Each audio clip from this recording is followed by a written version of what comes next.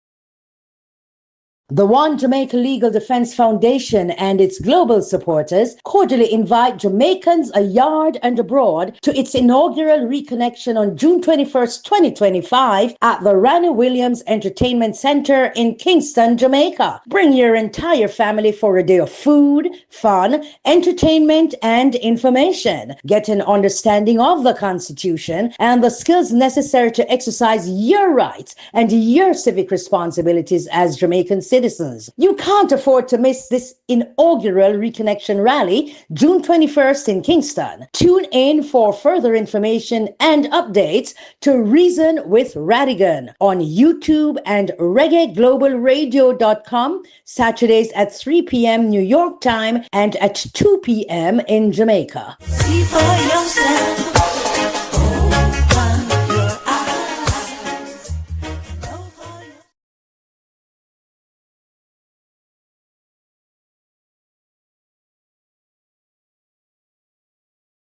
Wherever you are, thanks for joining us today, June 18th, 2025. All right, I could start out by saying hello to the supporters. JM Master Songwriter, big up yourself, big up yourself. Miss B. Greetings.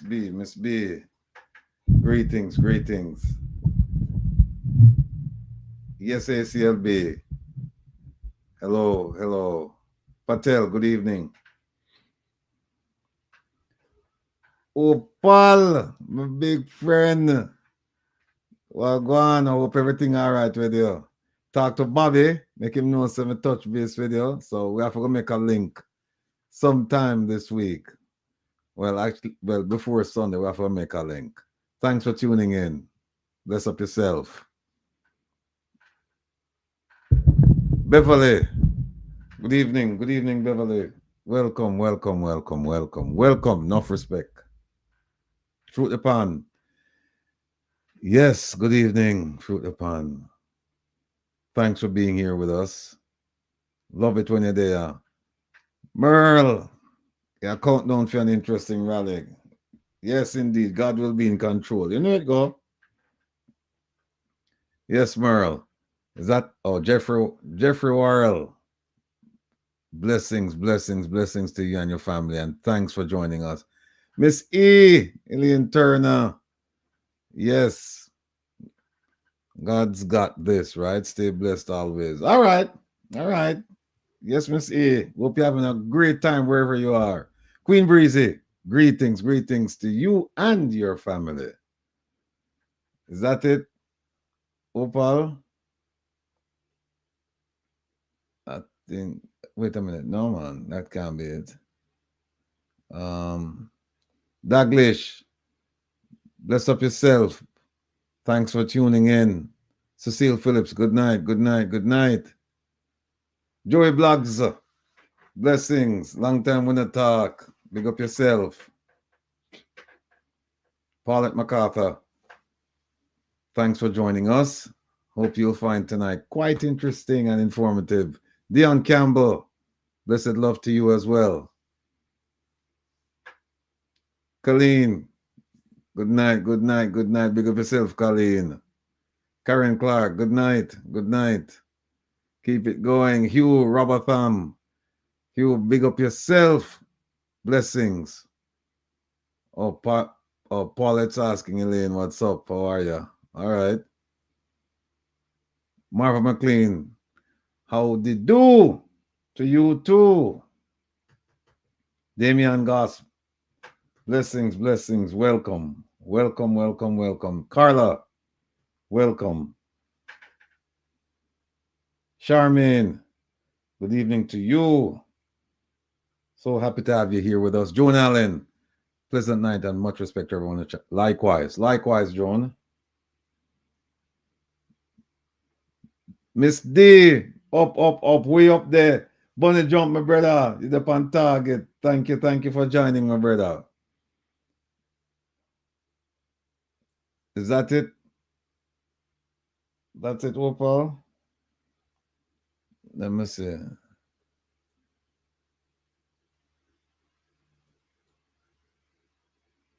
Oh, Miss D, Dorit says our internet's giving problems. All right. I will hope the problems will be resolved in short order. Carl Allen, good night. Did we say hello to Carla Banks? Oh, yeah. Special leave, blessings. Marlene Thomas. Now the boss money, Marlene. And you set me up in a Marlene. But anyway, thanks for being here with us. Lyris, good to see you, sir. Well, good to have you. You know what I mean.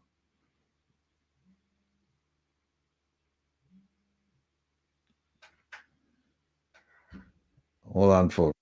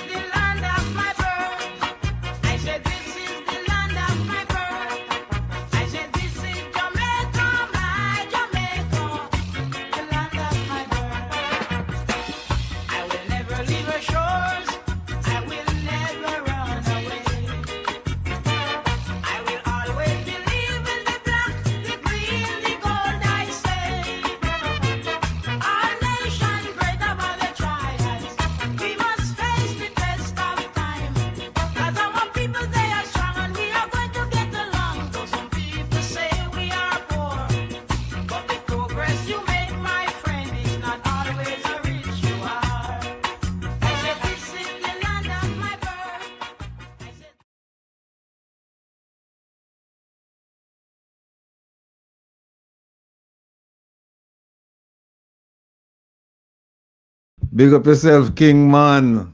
King Man just shot me up and said, him say, the PM a come on the program. Well, me the PM said that'll be fun tonight. That'll be big fun. Where did we? Oh, Lyris. Sorry about that.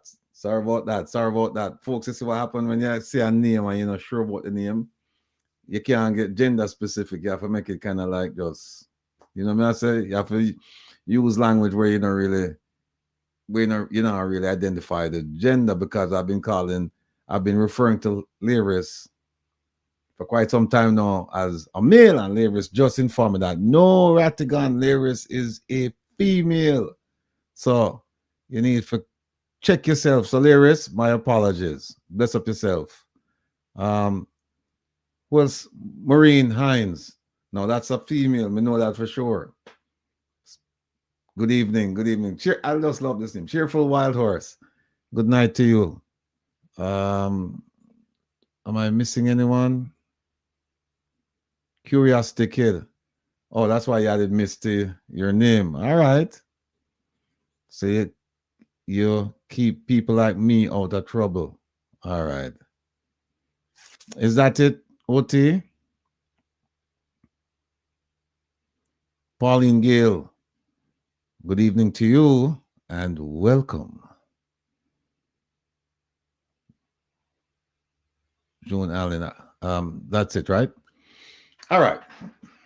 Folks, here's what's going on now. We have some videos to play. Tonight we're going to have fun. We're really going to have fun. Because you will get to ask me questions as if I'm the prime minister, which would be a continuation of last week, and the Minister of National Security, which is a first. So you can ask me any question that comes to mind. And remember, this is in the spirit of the segment we call interviewing and interrogation techniques. And the purpose for this is I want you to put the skills that we've been conveying to you to use. I want you to think carefully before you ask the questions. You have plenty of time over the last year, 2 years, 3 years, 9 years as a witness to formulate your question. And I should say questions because some of you may have more than one. But I'm going to essentially grade you tonight based on the questions you ask, based on how the questions are asked, and to see whether or not you can stay true to the things that we've been preaching and teaching, or you're going to get carried away with your emotions, because we find that quite often people get carried away with their emotions because people are suffering and it's human. But you have to be able to discipline yourself so that even when that fire is burning inside of you, to just vent on public officials, that you rein it in. You practice restraint. It's easier said than done, but that's why we're here. So tonight, last week we had a session and it was outstanding. This week we plan to have another outstanding session. So I need you to call in and ask me the questions. Not yet, but call in, ask the questions, or even call in. Don't put them in the chat, because when you put them in the chat, it divorces the emotion. So I really can't tell where the question is coming from. But when I hear the voice, I can tell where the question is coming from. So we are going to have some fun tonight. No. First and foremost, we must talk about, and you just heard it. Opal just played it. We need to play them again in the Opal. This is one. This is the rally. She just played Land of My Birth.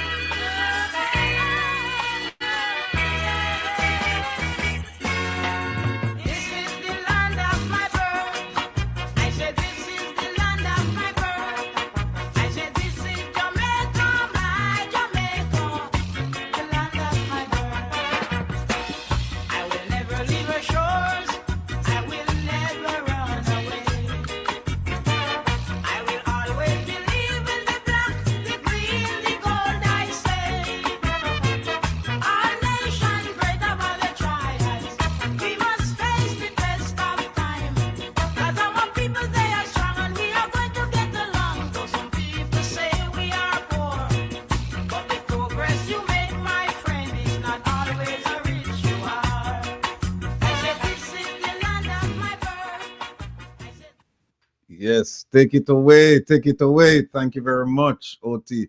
Now, folks, people already start asking me questions. See, Carla asked me, why are you always sleeping in Parliament?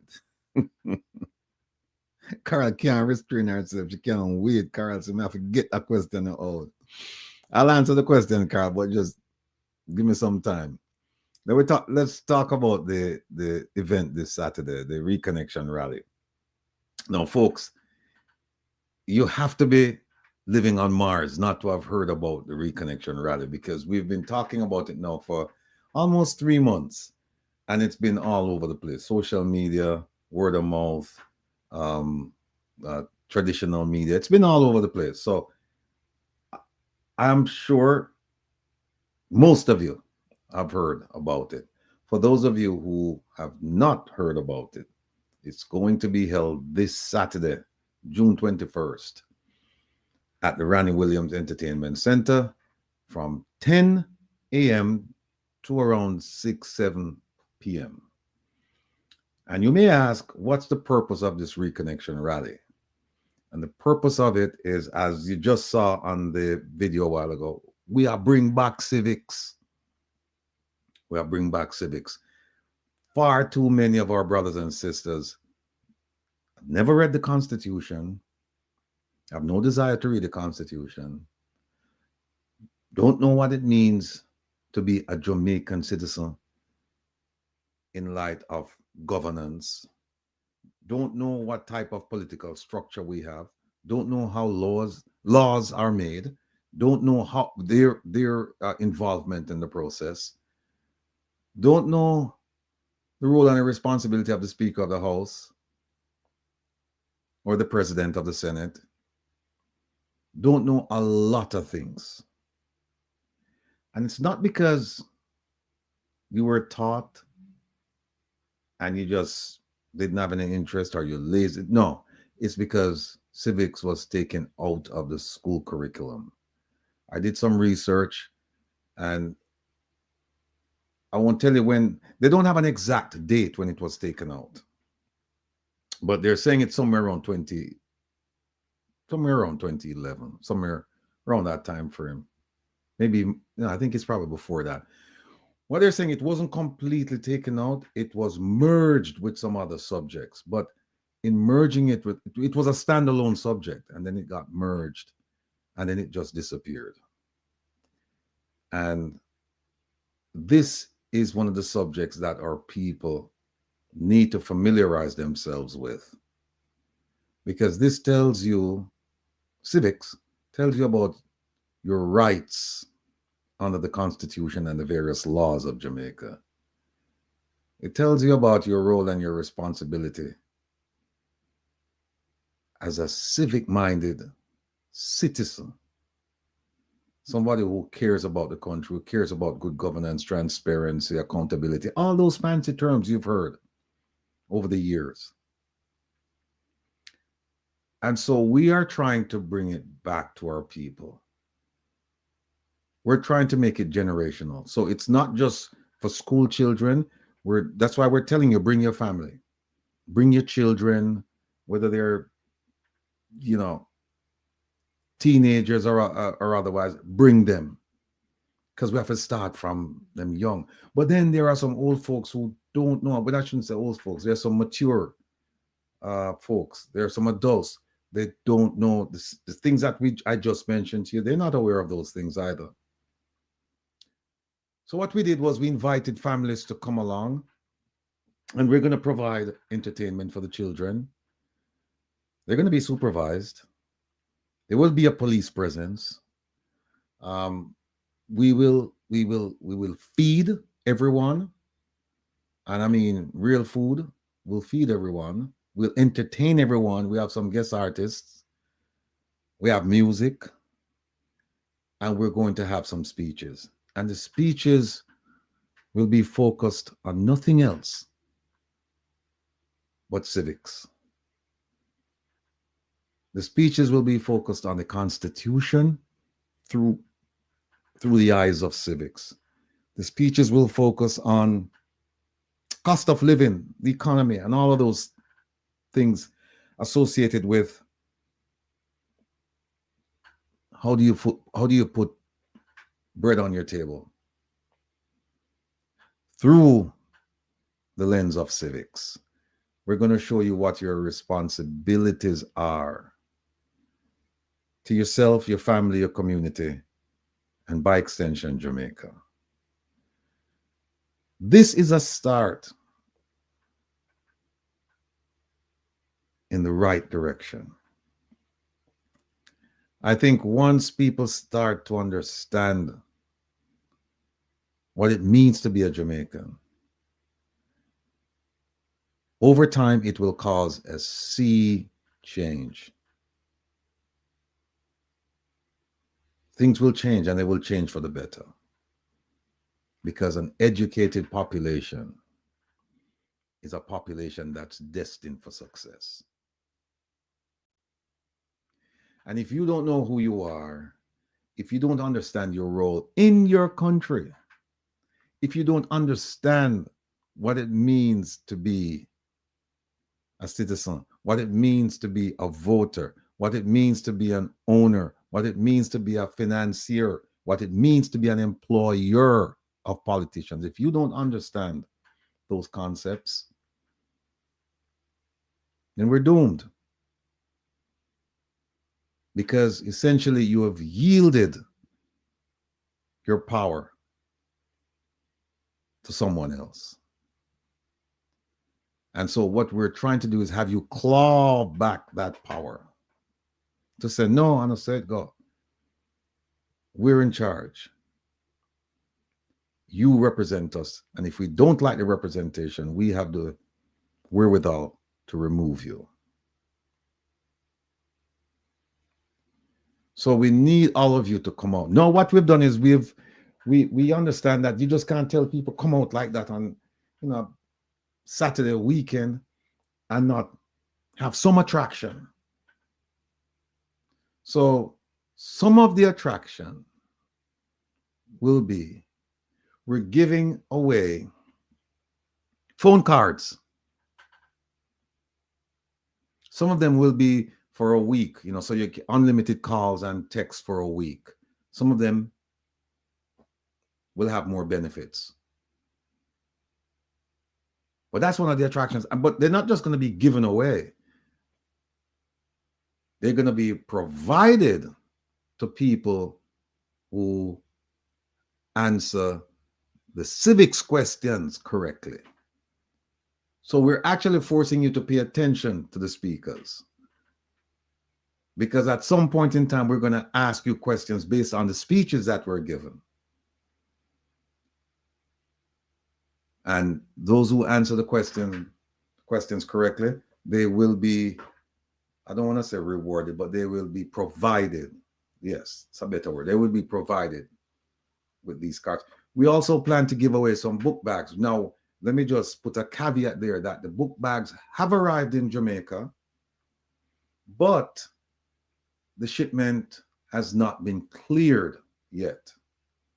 We don't know, we're hopeful, but we don't know if the shipment will be cleared in time for those book bags to be handed out at the event. However, not to worry, we're still going to ask questions. And the children who answer the questions correctly, the book bags will be provided to them, hopefully the following week. So we have book bags. We have books. We have books. Lots of books. We're going to be giving away books as well. We also have tablets. We're going to be giving those away. But that, giving is not a good. It's not a good one. We're going to be providing them because you're going to have to do something to earn the tablets, the book bags, the phone cards. And how do you earn those things? You're going to have to earn them by paying attention, so that when the questions are asked, you provide the correct answer and you will be provided your book bag, your phone card, your tablet. We'll also have some children doing some poetry reading, some dancing. It's going to be a fun day. It is going to be fun. Fun can't done. We hope to make this a memorable day in the lives of everyone who's in attendance. That's our hope. That's our hope. And we have said the promoters, the producers, people involved with this, that look, we know that we're not going to get, not everyone who shows up is going to have an interest, but we know that people will show up and they'll have an interest. And if we can walk away knowing that 5 or 10% of the people who show up, they walk away with the message firmly embedded, and then they will go to their communities and they will spread that, we'll be happy. Now, the venue can hold 2,000 people. We don't know how many people will turn up, but we're preparing as if everybody's gonna, the place is gonna be packed. But it's up to you.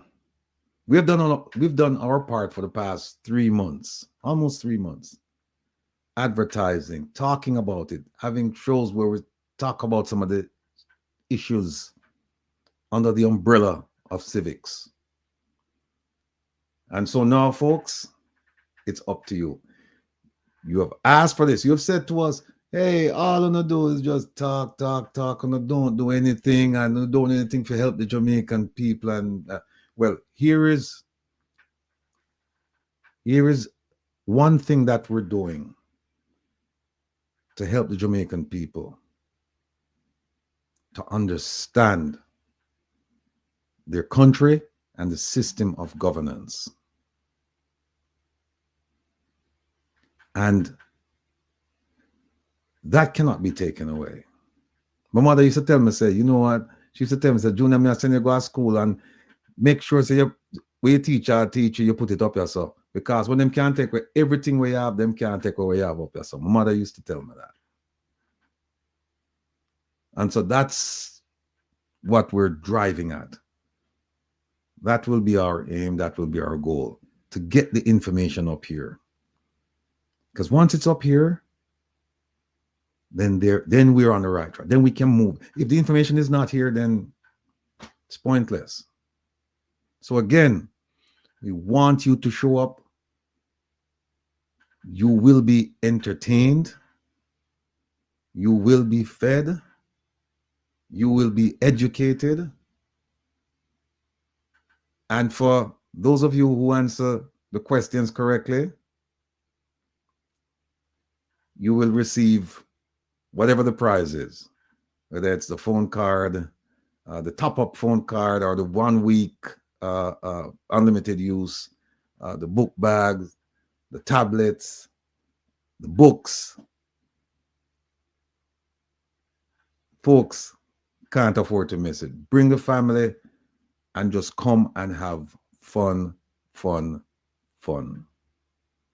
And just never let it be said that the diaspora doesn't care about our brothers and sisters in Jamaica. This is the first step in Jamaica of a long journey. We started the step overseas last year, in earnest last year, because the diaspora before last year, useless.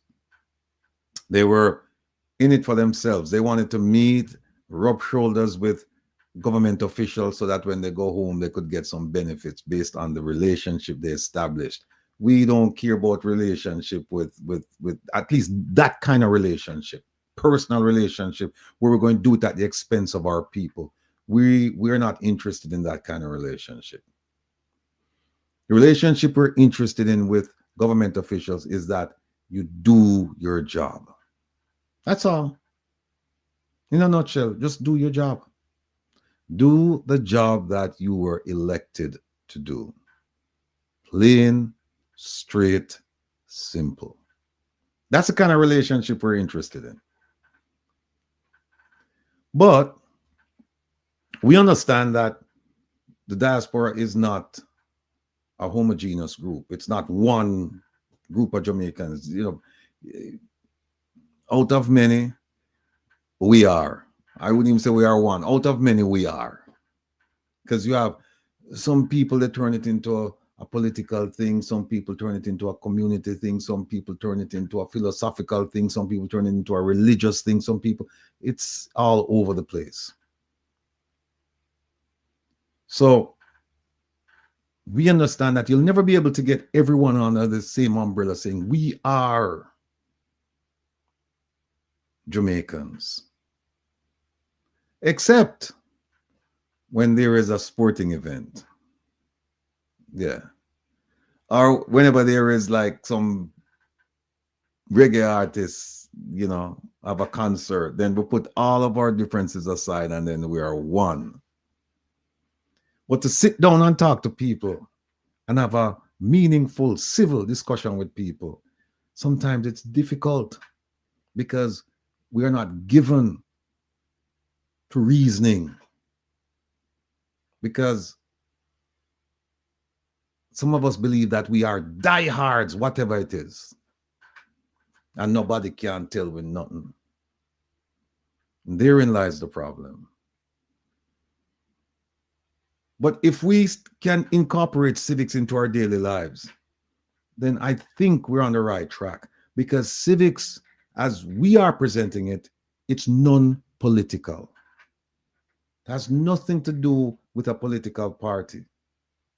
For example, we're going to have someone from Jabem there, and they're going to be talking about access to beaches. No, it doesn't matter whether you are, what political persuasion you are. You don't have the right to go and enjoy yourself on every beach in Jamaica, unless you're willing to pay the money to go spend a night or two with Sandals, and then you can use their beaches. So it doesn't matter. If you need something done in your neighborhood, it doesn't matter what political persuasion you are, you need something done. So the question is, how do you get it done? And that has to do with budget call. It has to do with talking to your representative to get things in the budget call, so that when the ministries send their budgets to the Ministry of Finance, whatever you're looking for your community, it's in there so that you can get the funding for it. These are the things that we're going to be talking about.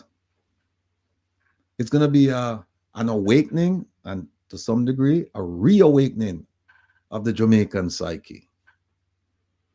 You see the way that we get excited about, you know, a sporting event, or that's the way we want people to be excited about who they are. We say we know who we are, but no, think about it. We really don't. We're not living, we're just existing. We're just going along. And when I say that, people, I'm not saying this for the entire country. Don't get me wrong. I'm just saying that there's a tremendous amount of people who live their lives this way. And so we need to get to them and explain to them what we're doing, why we're doing the things we're doing. And hopefully it will register and it will cause a course correction in their thought process. And then they can go and talk to their neighbors, their family members, their friends, strangers, and say, you know, say we never know this, that, and that. And here's where it's found. And that's what we're looking at. At this point, let me just big up Dr. Ben. Dr. Ben, big up yourself. Hey, it's nice to be here. Nice to be here. Sorry about last week and the internet. We had just poor internet last week, and but this week I'm happy to be here and happy to see you and happy to see everyone. Yeah, man. Welcome. We missed you last week. You know, we saw that you were trying to get in. In fact, people mentioned it to me, and it's just one of those things, you know. The internet. Yeah, we've been having some crappy internet last week. I guess, I don't know. We here in Portland, they have been preparing for the hurricane season, so they have been doing a lot of trimming, and so because of that, the electricity has been off because of the safety of working on the power lines. But we're getting there. So today has been a good day. We had some power outage this morning, but as I said, last year we had a situation where one member of the JPS lost their lives And so since that, they have been taking extra precaution to ensure that what they do is that they turn off the entire uh, electricity so that their staff can work safely on the lines. No. Okay. I just want to tell the folks also that the campaign to raise funds for this event this Saturday is in full swing. It's not over. We still need some funding. From hell, whether by hell or high water, we are going to have this thing on Saturday. It will happen. I am firmly convinced that it will happen. We still need some funding. Some of you have made some commitments. I would just need you. We know some of you you're busy and you may have forgotten. We're just asking you to go to the One Jamaica Legal Defense Foundation's website. That's ojldf.net. ojldf.net. Please go there and make your contribution. And anything you can provide is going to be greatly appreciated. We don't even have a suggested donation. We don't have that. We're just saying to you, go there, let your conscience, your heart be your guide, and donate whatever you can afford. We don't want people to go and extend themselves, particularly in these trying times. But go there and make your donation, because this thing is going to happen, and we expect a lot of people to come out, and they're depending on us, and we're not going to disappoint. We're not going to be like others. When we promise, we are committed, and we just do it, and we do it to the best of our ability. So, looking forward to seeing all of you this Saturday. So, make your plans, make it a day. Don't be late, and don't forget, it starts at 10. At 10 o'clock, and ends somewhere between 6 and 7. We're still working on the schedule in terms of arranging the speakers and the music and the children doing what they need to do, and a whole range of other things. But I am comfortable with the progress we're making, and I think the schedule should be completed by tomorrow. Tomorrow is what? Thursday, yeah. And then it'll just be refined on Friday. Then all systems will go on Saturday. So we have 2 more days before we have the event. Thursday, Friday. The event is Saturday, people. Remember, Saturday, June 21st at the Randy Williams Entertainment Center on Hope Road. We're looking forward to seeing all of the families. We know that some of you are coming by bus. A lot of children coming. Children from various places, children in various stages. And we want to make sure that they're comfortable. We want to make sure that they're attended to. We want to make sure that they learn something when all is said and done. I'm spending a great deal of time talking about it because this is so important to us as a people. And this is something that has never been done, at least not on this scale. Never been done before. I know that there are groups doing groups involved. Back to school retreat. Yeah, there are groups involved in some of the things that we're doing, but not on this scale. And I know that there are groups out there looking at the Constitution, and that's fine. And in fact, I haven't been given permission to call some of the names that we are affiliated with, but we're affiliated with a few civic-minded groups. And I didn't ask for permission, so I just won't mention the names. But we're also having some speakers from academia. We have at least one renowned professor I'm aware of, and we also have some outstanding students involved in the bachelor's program, students involved in the PhD program, and they're going to come and give you their impressions of what it means to be a Jamaican in the light of civics. So this is something, people, that you should find attractive because there are no downsides to this, because this is not dependent on where you live. It's not dependent on who you are. It's not dependent if you're working, if you have a vehicle, if you're this, if you're that. Uh, no. The social status, no. This is for every Jamaican. Every Jamaican.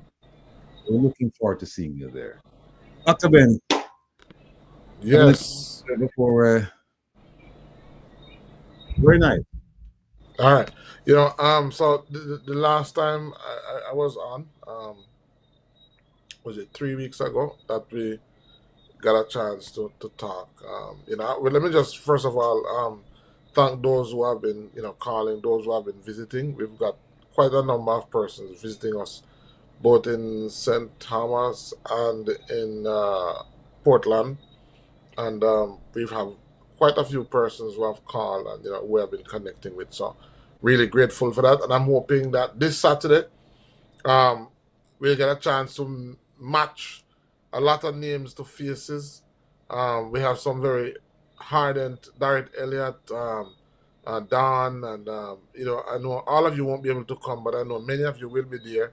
So we'll be able to finally match a face to many of these names. And so, really looking forward to that. And I hope that as many of you that can turn out will turn out. The last time, oh, and by the way, let me say, I can't be on for the full duration of the program because my wife is coming back for, well, she has been away for nearly a month, and she's actually on her way back. So I'm sure she's going to want some time to connect and so on. But what I wanted to talk about, so I may only be on for about an hour or so. So, all right. But I wanted to talk about the last time we were on, and we've been, we got a lot of calls. We spoke about it, and I can't overemphasize it enough.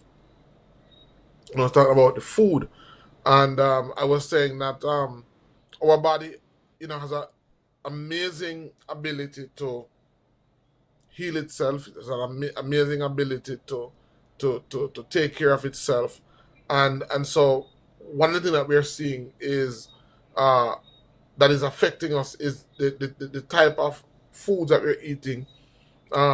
Nowadays, there's so much plastic that is getting in our diet. There is so much carcinogenic chemicals that we're using both internally as well as on our skin. And one reason for that is because so many people literally go out there and buy these hazardous, harmful product, and they buy it because they don't know. The last time we were on, we spoke about fibroids, and we spoke about estrogen and estrogen mimic compounds, and we even had persons who were able to just go right into their homes and find some of these harmful chemicals. One of the reasons for that was because we were able to list chemicals by name that persons should look for, and so because of that, persons were able to go into their homes, look at their food labels, and they were able to identify uh, some of those products that were harmful. And I believe that is the type of information we want to give persons. Um, information their persons can relate to and they can use. So we spoke about a number of we spoke about one particular, we spoke about skincare products, and we spent a lot of times talking about um, estrogen and estrogen mimic products that are endocrine disruptors that is at the root of many of the health conditions that we have. A lot of the cancers, a lot of the hormonal imbalances, a lot of the infertility is linked to chemicals like those. And so, for the period of time that I'm going to be on, I want to talk about some more of those foods, or some more of those, I shouldn't say foods, some more of those ingredients that person should look out for. One at a time, I want to spend some time talking about food because as simple as it may sound, a lot of persons don't know what is food. And I wanna spend some time maybe next week talking about food and what is the definition of food. And it may sound oversimplified, but I'll give you an example. If you have a rat that is giving you a problem, and that rat constantly is invading your home space, and destroying your food and exposing you to risk. And if you, for example, realize that that rat maybe love, let us say that rat love bread, and you were to take that bread and you were to lace it, you were to add a whole heap of rat poison to it. The question is, that bread, would it be food or would it be poison? Would it be food or would it be poison? And so a lot of times to the rat, it's food because the rat is eating it. But to the person who set it, it's poison. And so that's what we have to we have to bring that same application, because a lot of times and somebody would say it's food, and then it could be, yes, it could be food, because depending on the amount of poison that was added, it may not be enough to kill the rat. So the rat just ate it and just laugh after you and get fat. And so if enough was added, then it's poison. If enough wasn't added, then it wasn't poison. It was just food for the rat. So the difference between food and poison can be a very thin line. And so a lot of times person go into the supermarket and buy what they consider to be food when it's really poison. And so we have to, I want to talk about, so since that is the case, there must be a definition for poison, and there must be a definition for food. And I want to maybe next week talk about food, talk about poison, and help people to understand what really is food. How do you determine what is food and what is poison? Based on the analogy that I just gave, how do you determine what is food and what is poison? And so it's important for persons to understand that. So we spoke about skincare products the last time, and I want to talk about some more products that persons should look for. And one of the things that persons should look for, because it's found in a lot. Once you go to the supermarket and buy something on the shelf, one of the things that manufacturers strive to do or seek to do is, because what they are making is on the shelf, they have to use what is called preservatives. All right, they have to use preservatives. So these are some names that I want you to look out for. You want to look out for sodium benzoate. Sodium benzoate, and these are not. Don't just take what I'm saying. Sodium benzoate. You can write it down. Sodium benzoate. You just put it on the chat. You can write it down, and you can do your own research on it. And as I said, that a lot of what I'm talking about, because here's another thing that we need to understand. There is a difference between what is legally natural and what is naturally natural. So under the understanding of natural, there are legal definitions for what is natural. So for example, certain foods can have animal or other unnatural substance in it, and it is considered to be natural if the substance is under a certain amount. As a matter of fact, in some instances, if some substances don't reach a certain amount, you don't even have to list them in the ingredients. You don't even have to list them in the ingredients.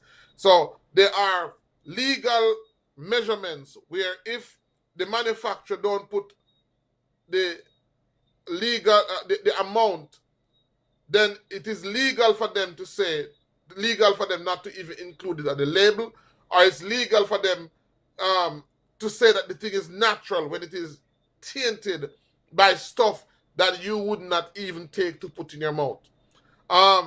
It is also known that, for example, ingredients that are obtained from abortion clinics, fetal matter that are obtained from abortion clinics are used in some products.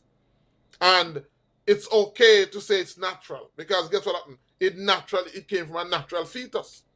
Now, would you take a fetal material and use it on something to put in your skin? Or would you use that in your mouth? No, you wouldn't. But guess what happened? You're looking for something natural, and guess what happened? It came from a dead baby. It's a natural human being. It's natural. So there are a lot of words out there and terms out there that legally, even the word halal, kosher, the system has gotten to these persons where certain products can be classified as being halal, and certain products can be classified to be kosher, and it is not, because even those words have been affected by it again. So there are legal loopholes that allow manufacturers to do things that we would consider, that is not considered to be unethical based on their definition, but it is. So sodium benzoate is one of those products that you want to look for. It's a preservative, and it's used a lot. Let me see if I can say this without getting into trouble. Yeah. So a lot of the times, when we as herbalists make products, for example, the system here in Jamaica will not allow us to export these products if these products don't have some of these ingredients in them. If these products don't have some of these quote-unquote preservatives in them. Even though there are natural ways to preserve the product without adding these preservatives, the system here in Jamaica will not allow you, or they will not certify your product if you don't have some of these compounds in them. So I know that for sure. So sodium benzoate is one of them. You can type in sodium benzoate and look up the effects of sodium benzoate. It's a widely used preservative, especially in juices. It is used. And BHT and BHA are other preservatives that are used. There's another one. This one is called, let me put it on the chat. And this ingredient, you can look it up also. I'm going to put it on the chat. This ingredient, let me see if it will go up. Yep, it's called MSG. And it stands for monosodium glutamate. Now, MSG was originally invented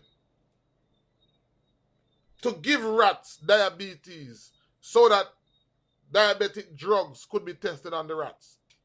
So now, we have what is called animal trials, and we have what is called human trials.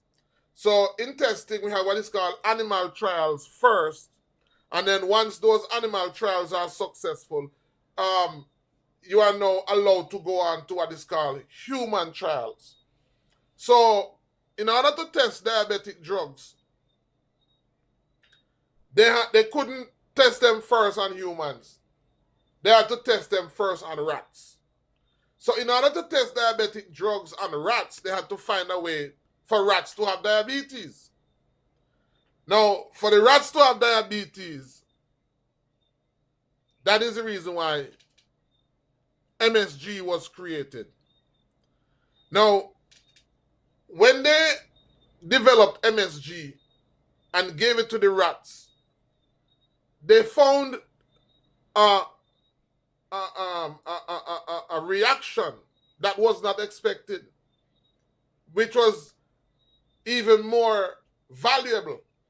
And when they tested the rats, they realized that there were increased brain activities.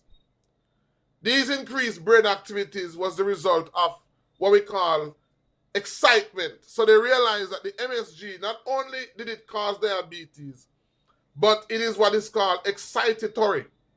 So it has the ability to create addiction. And so what they found was that not only do you get the chance to create diabetes, but you also found a compound that can create food addiction, which is another problem because this is used a lot. This is used a lot, by the way, in children products. So a lot of the treats that children eat have in MSG in it, because what they want to do is to create food addicts. And so a lot of the seasonings that you use to season the meat, and you say, boy, the food tastes good. So a lot of the restaurants use MSG because it increases flavor and it creates addiction. So you may find that you want to eat from this restaurant all the time. You can't, you just love how this food tastes. You can't do without it. Every lunchtime you get, you can't wait to go and buy it. A lot of the times, it is because the food or the meat is seasoned with MSG, and some restaurants even use it to cook the rice. They mix it in the water, the rice water, and cook the rice. So the question is, when you go and buy a lunch, did you buy food or did you buy poison? So I want to talk about it next week. Did you go to buy food or did you buy poison? A lot of the treats that we give children, is it poison or is it food? A lot of times because we don't read the label. So one thing you want to look out for is MSG, especially if you're diabetic. Especially if you're diabetic, you want to look out for MSG to see if it is on your food label, because this is one of the what we call the preservative, because it's also used as a preservative as well.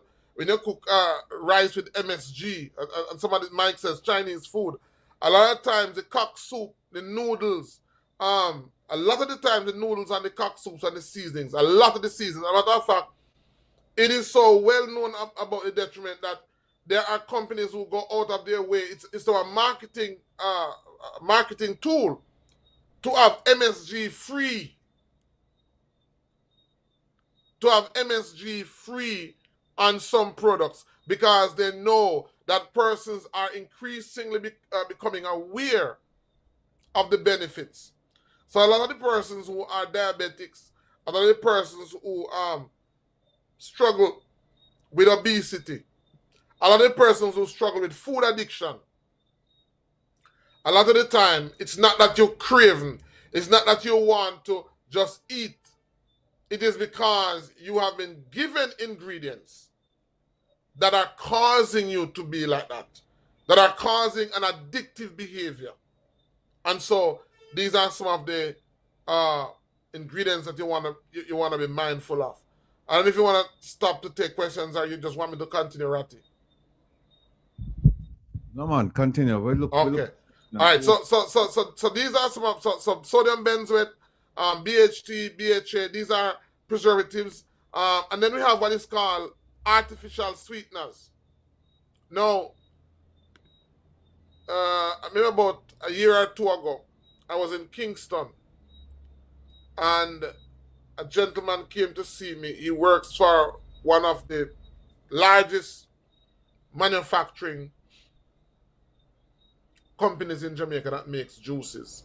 He makes them. He is the one. He says, listen, I work in the factory where I make them. And he says, after learning what is put into the juices, his children cannot drink those juices. So I said, what they put in it? He said, listen to me, man. We have some chemical when we throw it in the juice. What it does is that it prevents you from tasting the sweetness. So first of all, there is artificial sweeteners that are added that are so sweet that they have to add chemicals to the juice that blocks your taste buds from tasting the sweetness.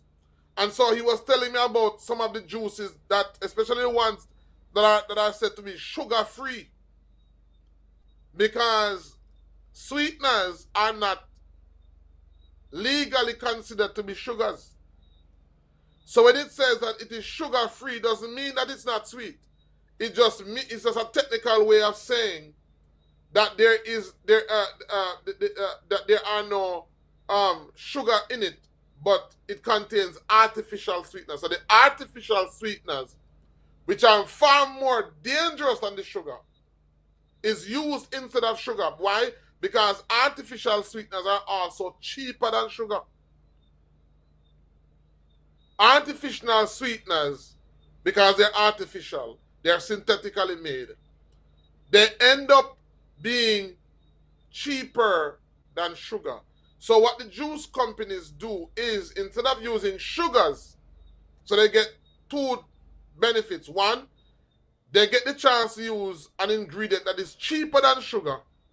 And two, they get the chance to use an ingredient that they can legally, that allows them to legally say, no sugar is in this juice. And so because of that, a lot of persons are, again, consuming high levels of sugar. And the system, all this is legal, you know. And so I'm telling you that you really have to wonder how much our government cares about us.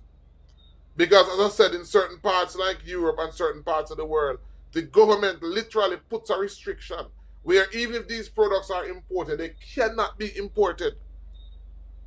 But in Jamaica, we have laws that protect manufacturers from doing this to its people. So laws are there to protect these persons. And so what the government does is the government sometimes has high taxes or high fees that they charge these companies. So here's how it works now, Ratty. The government allow a manufacturer to make a product that is not good for you, that is going to harm you.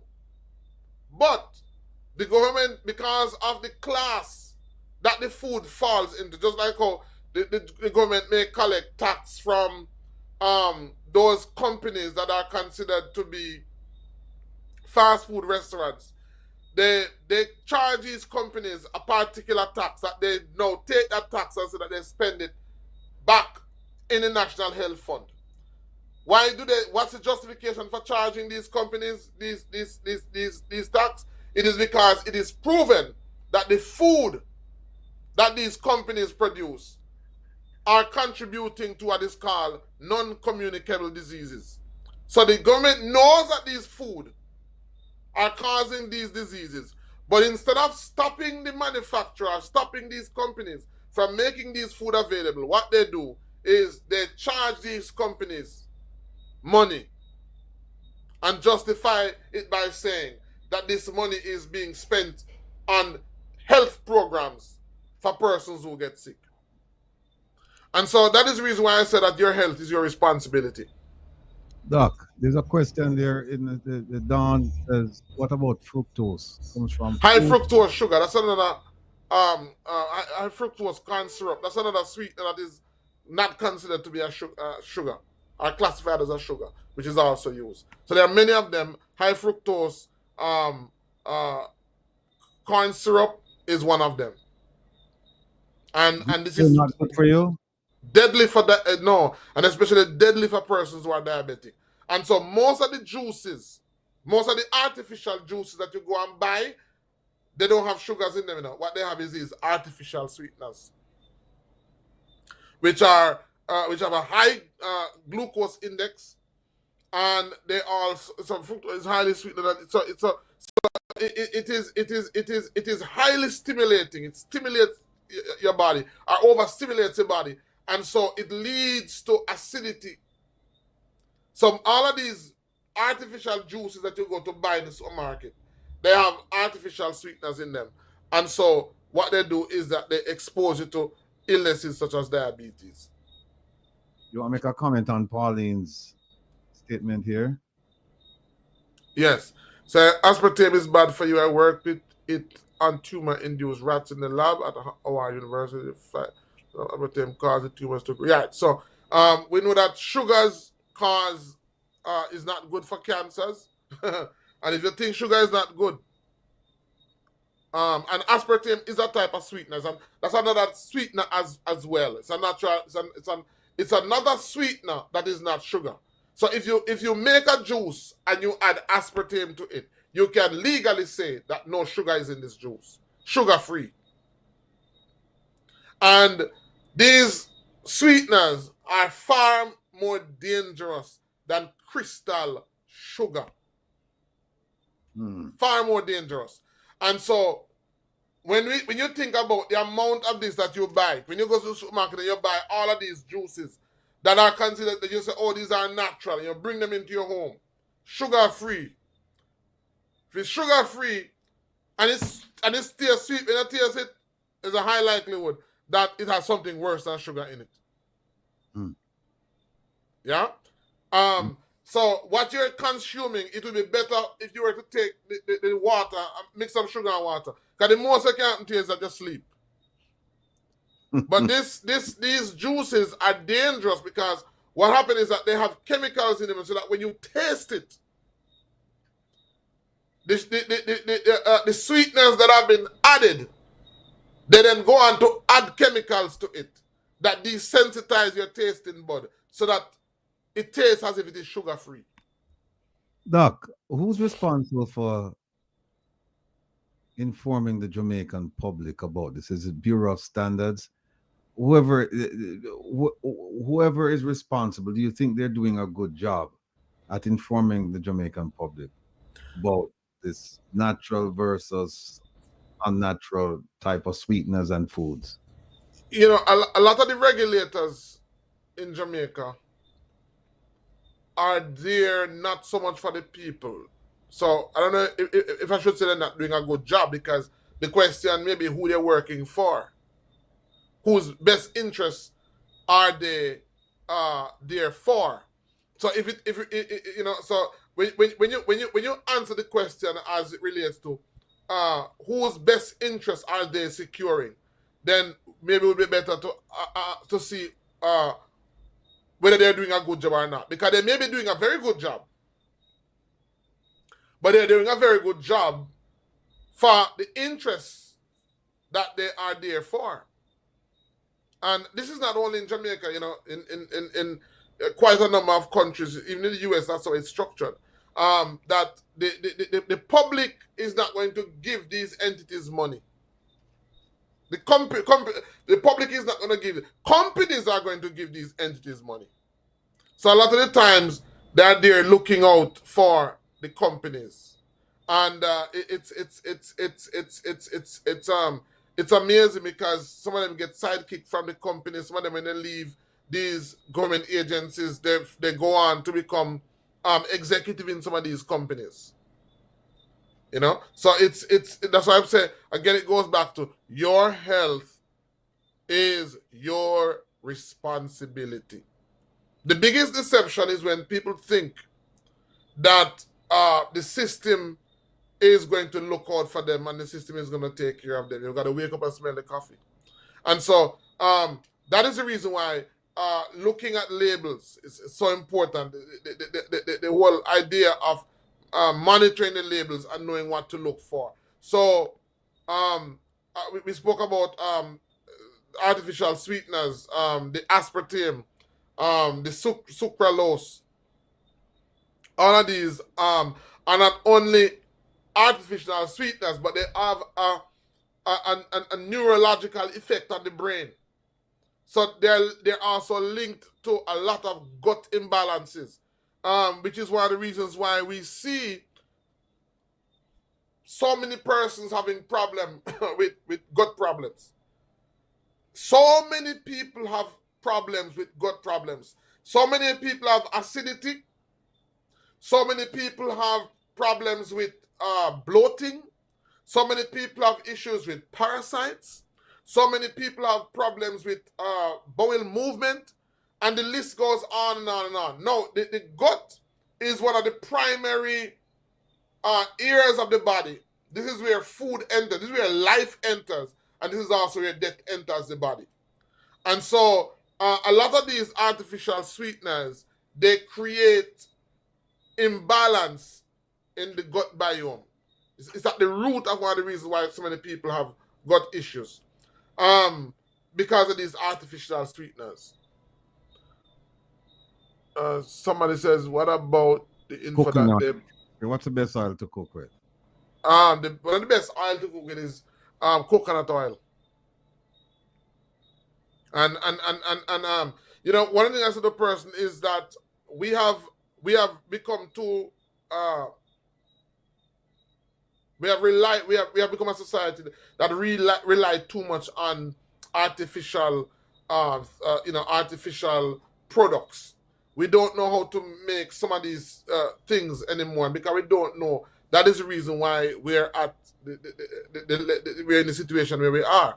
We have become a society that we over rely on factory-made or mass-produced products. And so that mass-produced products, these mass-produced products are heavily, they heavily include a lot of harmful products.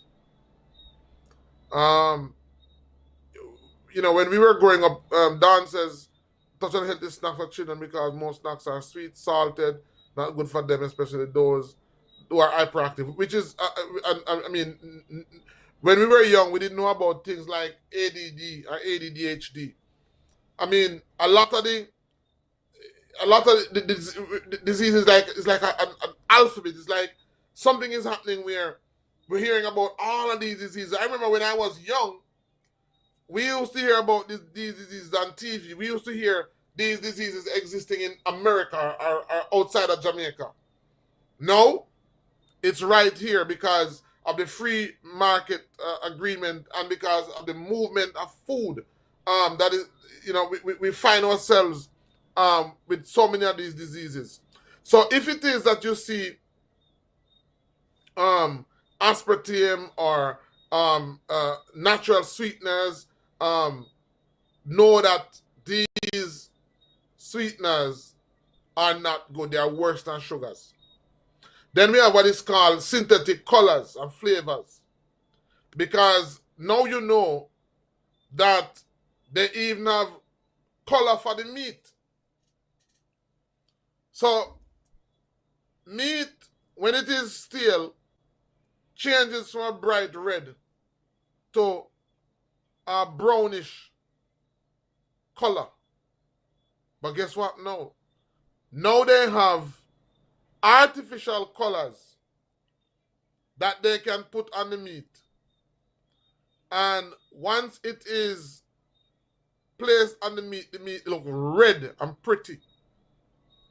They have artificial colors that they use on all different types of food, on vegetables, tinned vegetables.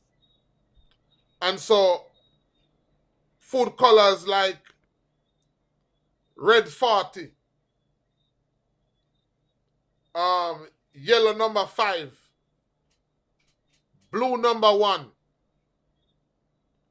All of these are chemicals that lead to allergic reactions.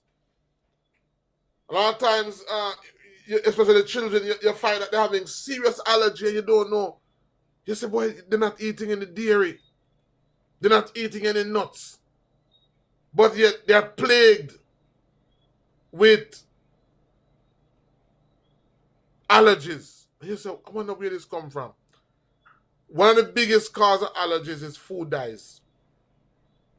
And the food dyes are made to let the food look attractive, appealing to the eyes. So these are things that you want to look out for. Synthetic colors. You want to look out for, again, maltodextrin. These are also natural sweeteners. High fructose corn syrup. evaporated cane juice. All of those you want to look out for because those are chemicals that will cause problem as it relates to your digestive system. So none of these are natural. The body does not know them. And so a significant amount of the body's energy, because when we talk about the difference between food and poison, one of the big definitions for food, I'm not just going to jump the gun. One of the definitions for food is that food is anything that you put in your mouth, that when put in your mouth, when I talk about the minerals, not the vitamins, one of the significant difference from food versus poison is that anything that you put in your mouth, your body should use less of your energy to process it. So when your body uses very little of your energy to process it, it's food. Now, when you eat something that has a lot of artificial and unnatural ingredients in it, your body has to use a lot of its energy to distinguish and to determine what is natural from what is not natural. So your body is like a processing, our body is smart. So when you put something in the body that is not natural, that the body can't identify, if it's 100 ingredients, your smart body has to distinguish, identify, separate, and process all 100 ingredients.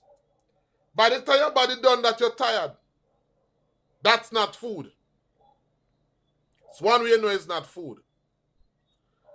When you put something natural in the body doesn't have to spend as much energy to distinguish, to decipher, to separate.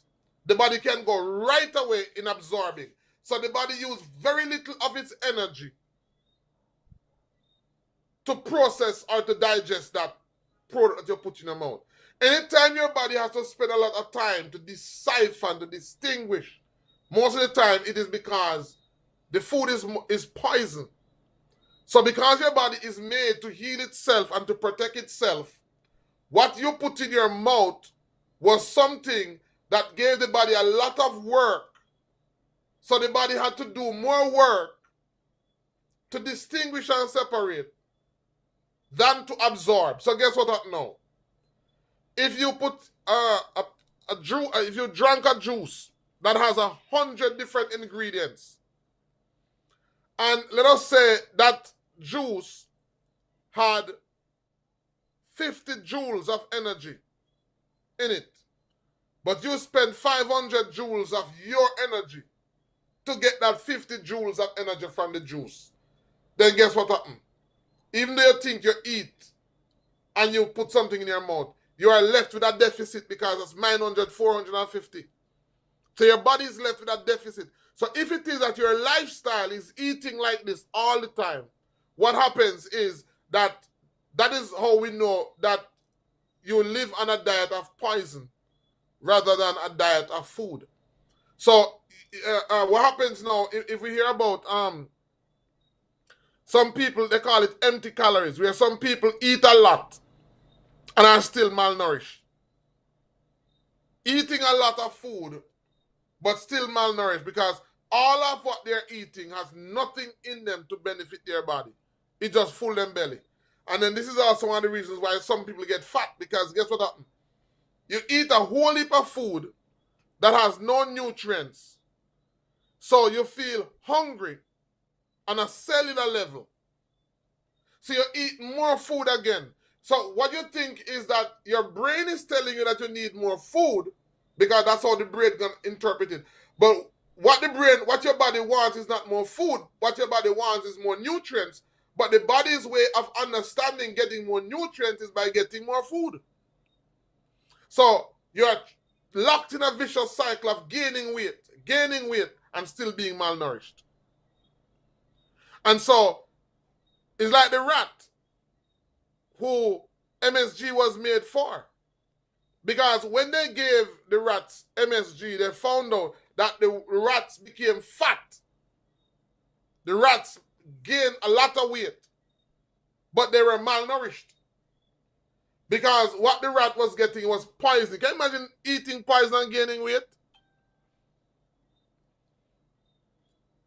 People right now poisoning themselves with, right. So imagine eating poison and gaining weight. We would link eating poison with losing weight, because losing weight is synonymous to dying. You're losing weight.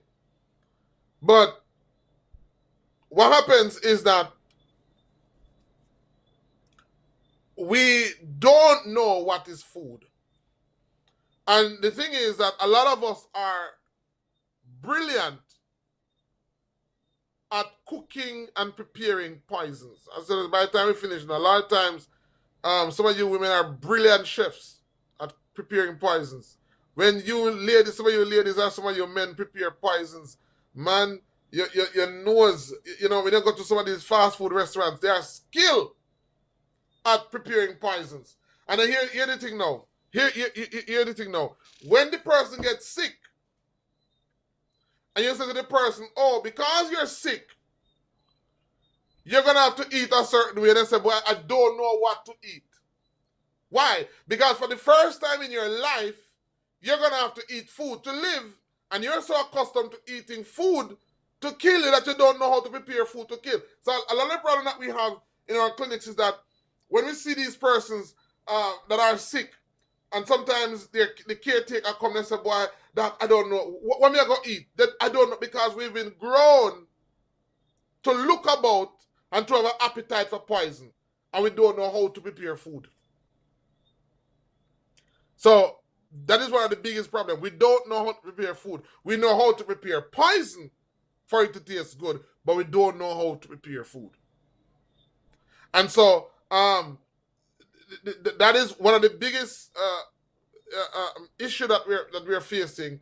A lot of time when we talk about the foods, like we talk about things like the whole grains, like fanya, and we talk about like I wouldn't say quinoa, but wild rice and all of this. So we never hear about them something yet. They never heard about food. And I said to persons that, you know, when you go to Jamaica, when you're in Jamaica, you look at the supermarkets. There are different types of supermarkets in Jamaica. You know. There are supermarkets where sick people buy food, and there are supermarkets where food is sold.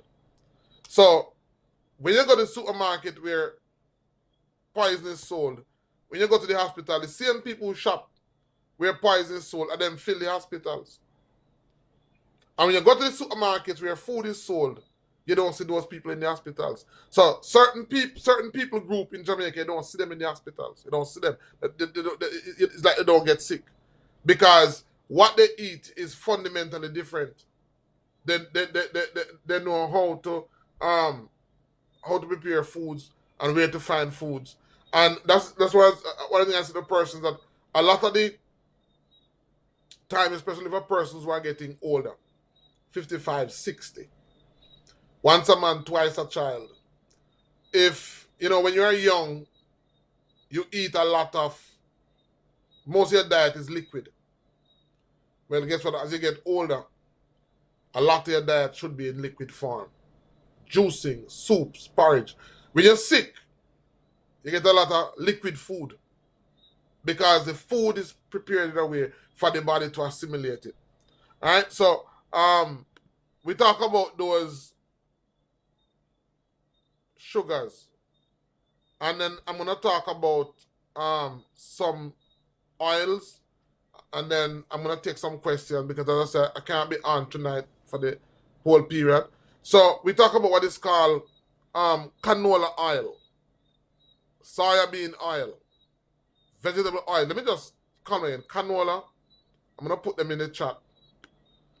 And I'm going to tell you why these oils are dangerous and especially who suffers the most. So, persons who are arthritic,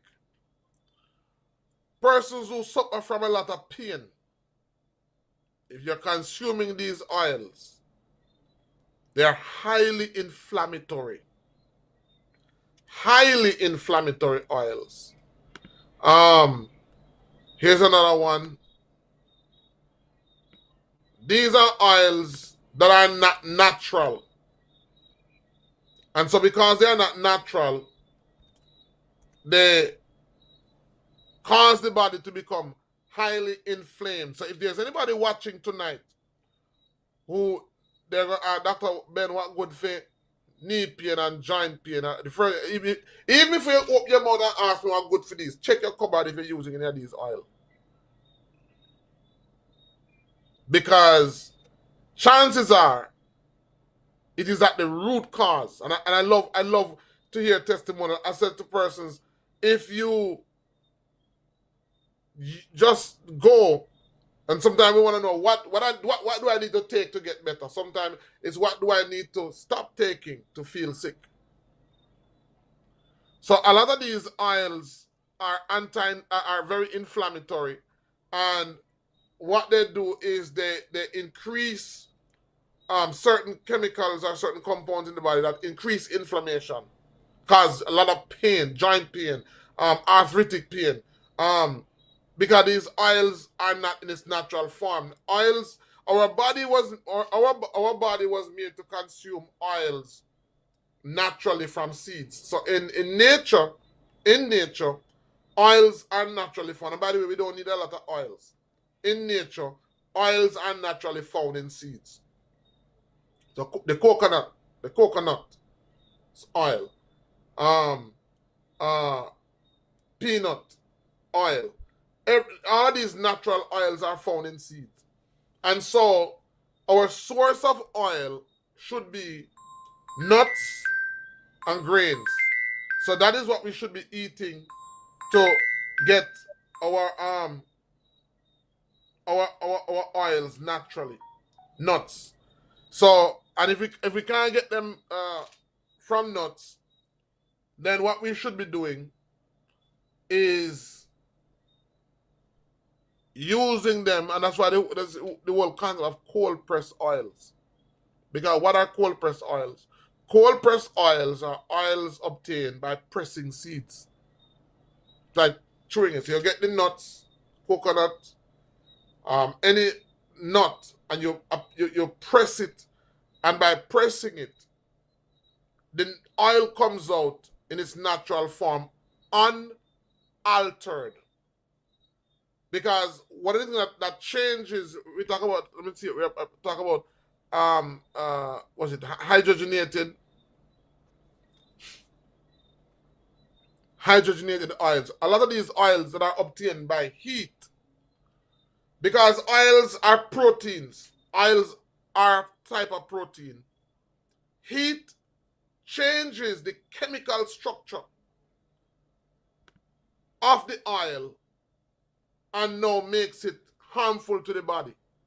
So we are supposed to consume our oils unheated in its natural form, where the chemical structure of the protein has been unaltered. It has been unchanged.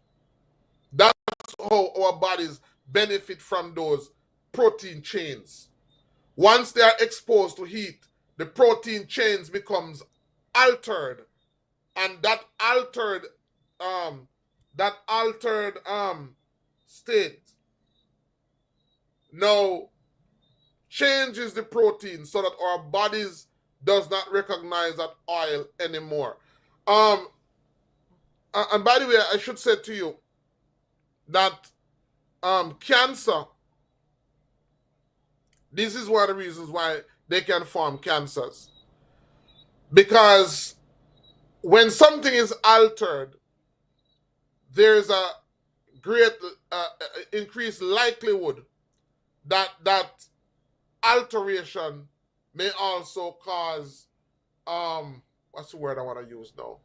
That alteration may cause an anomaly, which is what leads to cancer. Cancer is like a cell that is not natural, that is not normal.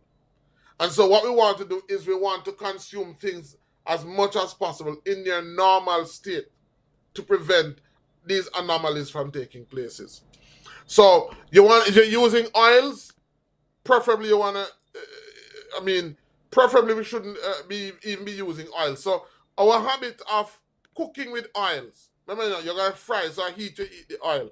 You put the fire, and you put the oil in it, and you heat it up. And you use the oil that you're altering by heat to prepare the food that you're going to eat.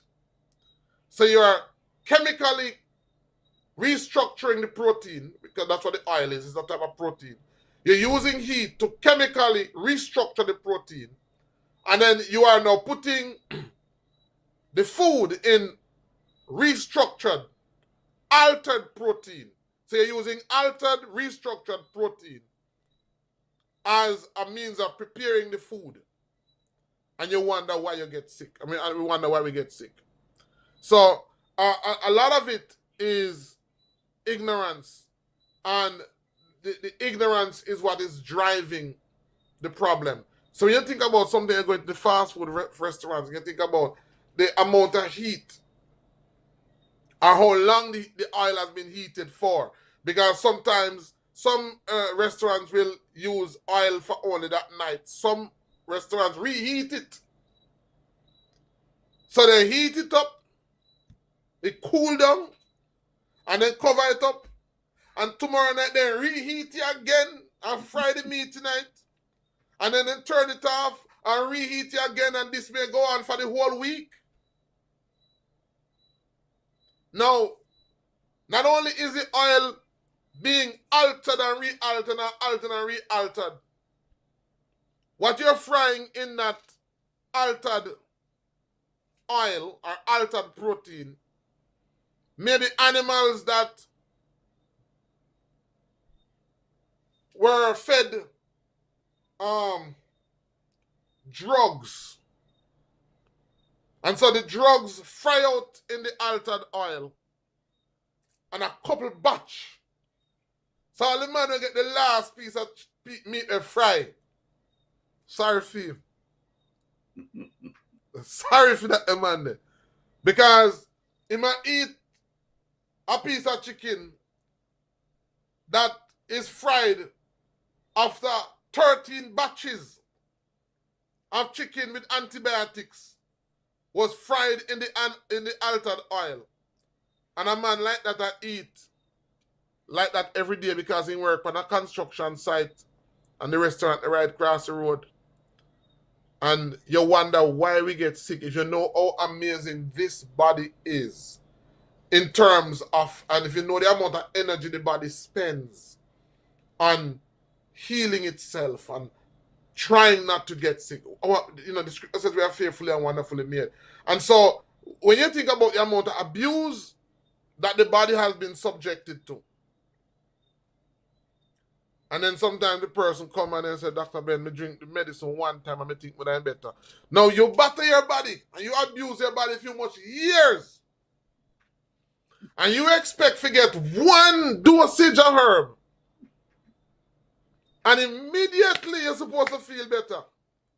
I tell persons, man, you can't turn me into obia man.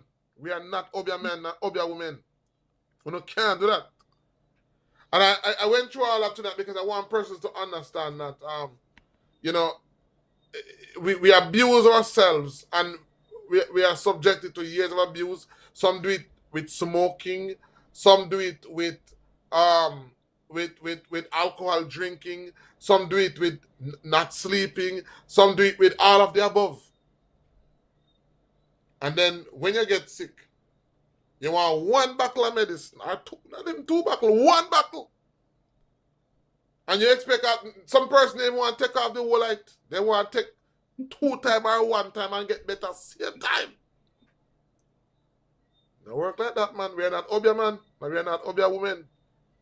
So I want to just educate persons, inform persons, and help them to understand, because sometimes some damages that have been done are permanent. Are long term. Not only that, some persons are sick. So some persons abuse their body and the body start to send signal, tell them that something is wrong, and they ignore it and wait until it becomes chronic. And at that time, they want to take something, and it's gone. It doesn't work like that. So I want persons to look out for some of these foods, and I'll take some questions before I take my leave.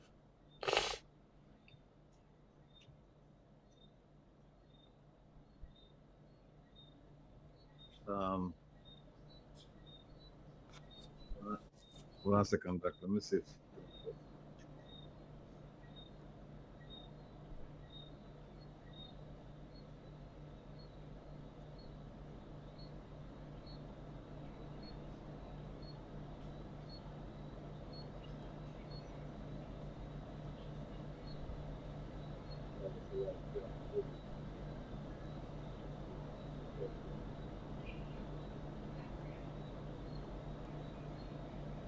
By the way, folks, if you want to call Dr. Ben and talk to him, the line is open.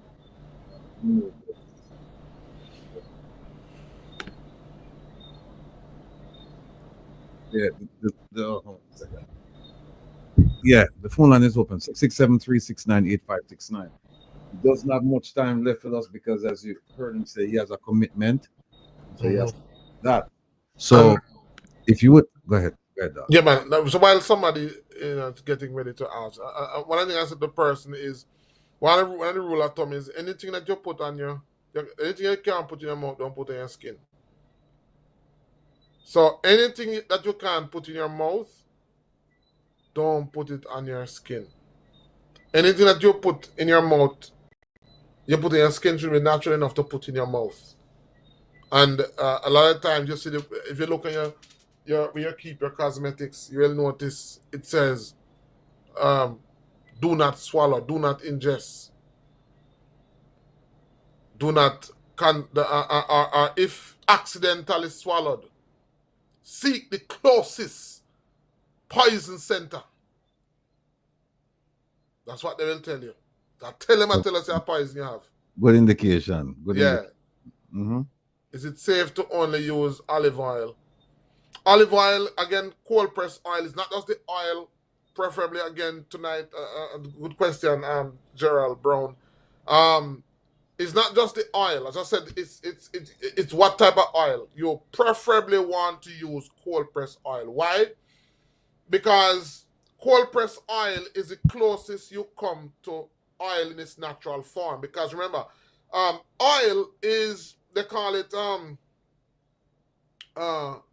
low density hyperprotein, LDH, or HDL, high density lipoprotein, which means that all cholesterols are a form of protein.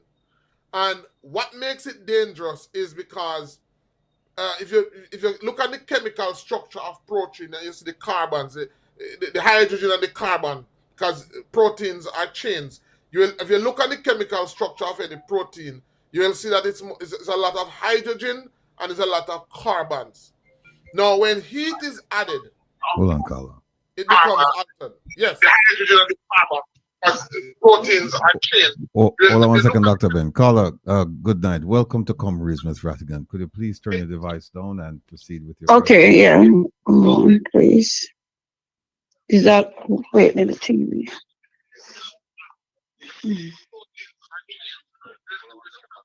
Is that okay now? Yes. Okay, yes. This question. Good night, Mr. Rattigan. Good night, Dr. Ben. Good night. Who is this? Miss Philly. Dr. Ben. Yes. Since, I always ask a question for men. Okay, okay, all right, go ahead. So, I wonder if we see you in Kingston. With men who have big pouch, we would say in Jamaica, big belly. Some look like they're gonna have a baby. Mm-hmm.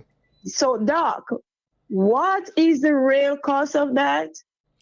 And how can the men get rid of that big pouch? Because you can see some men, they're really uneasy. Yes. And that's a lot of weight, Doc. Mm-hmm. So, yeah, I asked a question on behalf of the men. All so right. I leave you now to answer that. All right, very good question. There are two causes for that. So there are two causes. One is between the gut and the epidermis, there's a layer of fat that is in the gut, especially for women, because our abdomen, especially for women, I'm going to talk about men, I'm going to talk about women. So especially for women, that fat is an insulation. It's there to insulate and protect women, especially during pregnancy. But for men, and I should say that fat is one of the body's first line of defense. So almost everywhere on the body is covered with fat. Now, what happens is that whenever the body is overrun with toxins, whenever the body has an overrun of toxin, the body is basically designed to store different waste materials, right? So the fatty cells of the body is where the body sometimes stores toxin. So if there is an overflow, overrun of toxin in the body, what the body will do is feed that excess waste or the excess toxins into the fatty cells. And so the person puts on more weight. The person continues to consume more toxins. The body sends that excess toxin to fatty cells. And so the fatty cells continue to expand to accommodate more toxins, which is one of the reasons why when most people detoxify, one thing that happens is that you lose weight. Why? Because as the toxins leaves the fatty cells of the body, then the fatty cells are reduced. So two things that can cause that. So it can be toxins, buildup of toxins in that part of the abdomen. Or number two, it can be the inside the colon itself. So there are certain foods, there are certain times that the colon is not given enough rest. So some men, for example, who constantly eat around the clock, and they eat more, so they're consuming more food than they are eliminating. So that will cause that. Another thing that can cause that is a buildup of gas. And that gas can be the result of an imbalance in the gut biome. So a lot of those men who drink beer, for example, you'll find that they have what is called a beer belly. So there are different things that can contribute to that. So it can be toxins. It can be a situation in which there is more food being consumed than is being eliminated, or it can be a situation where there is a lot of gas. So in some cases, if it is fat, that fat can be burnt through exercise. You can detoxify the body to reduce that fat to some extent, and then you can burn the rest of it through abdominal exercises. You can also do colonic enemas. You can change your diet. You can do colonization of the stomach using certain foods. So there are depending on what is causing it, you can eliminate it. You're muted, Ratty.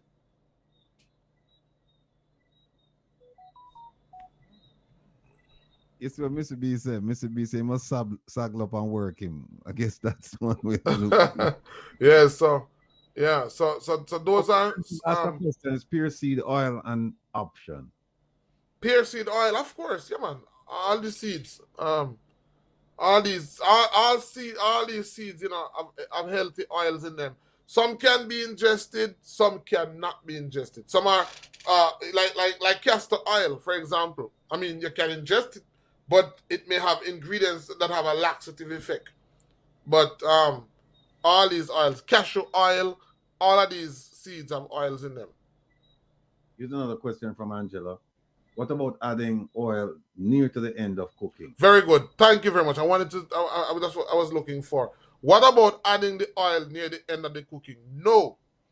Preferably what you should do is add the oil over your salad. So you get your cold press oil and you add it over your salad, or you get your cold press oil and you can blend it with other ingredients. You can get your cold press oil, for example, and you can blend it with raisins. You can blend it with garlic and onion. You can blend your oils with even a little juice. So you can get your cold press oil. You can add your onion, your scallion, your pepper. You can add all your seasonings to your oils. And then you can add a little juice to the oil. And you can blend that oil, and what it becomes is like a sauce. And then you can drizzle that sauce now over your salad. So you're consuming a sauce that was made without heating the oil or altering the protein structure of that oil. Okay. Let me see what this is. Joan Allen says, is it true what they said that big belly men can not do it? I don't know about that. There's another one from Yard Night 3. What do you think about intermittent fasting? I've used that and keep it mostly natural to get over a cold. Brilliant, especially for persons who are diabetic. Intermittent fasting, one of the things that it does is that it forces the body. One of the things that we can do, because the body is made to heal and protect itself. When you do intermittent fasting, it forces the body to produce certain enzymes that help the body to. First of all, you force the body's immune system to chip in. So intermittent fasting is very, very good, especially for persons who are battling diabetes. Not just herbs, because a lot of times people just want to know what herbs to take. You can also use intermittent fasting to reverse your type 2 diabetes. And I know of persons who have used it and have used it successfully to reverse your diabetes. So intermittent fasting is very, very important. Doreen talks about the mucoid plaque cleanse. For the mucoid plaque cleanse, and I guess she's talking about, she's relating to the question about men with a big belly, because some men who, for example, may have a big belly because of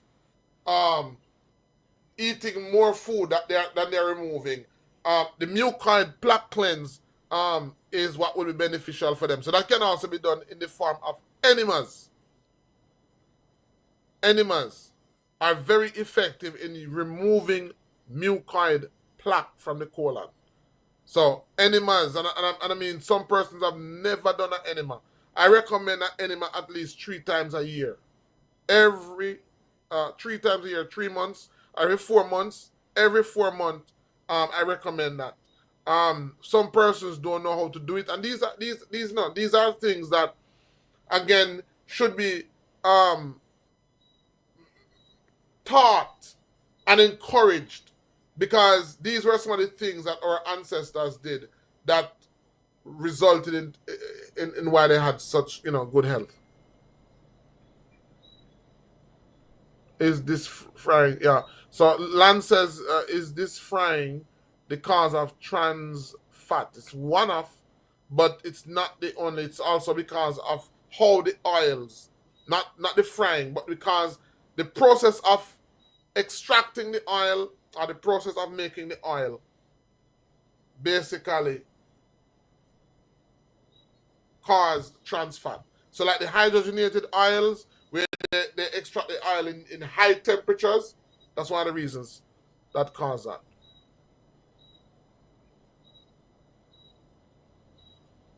All right, guys, I think I have to run now.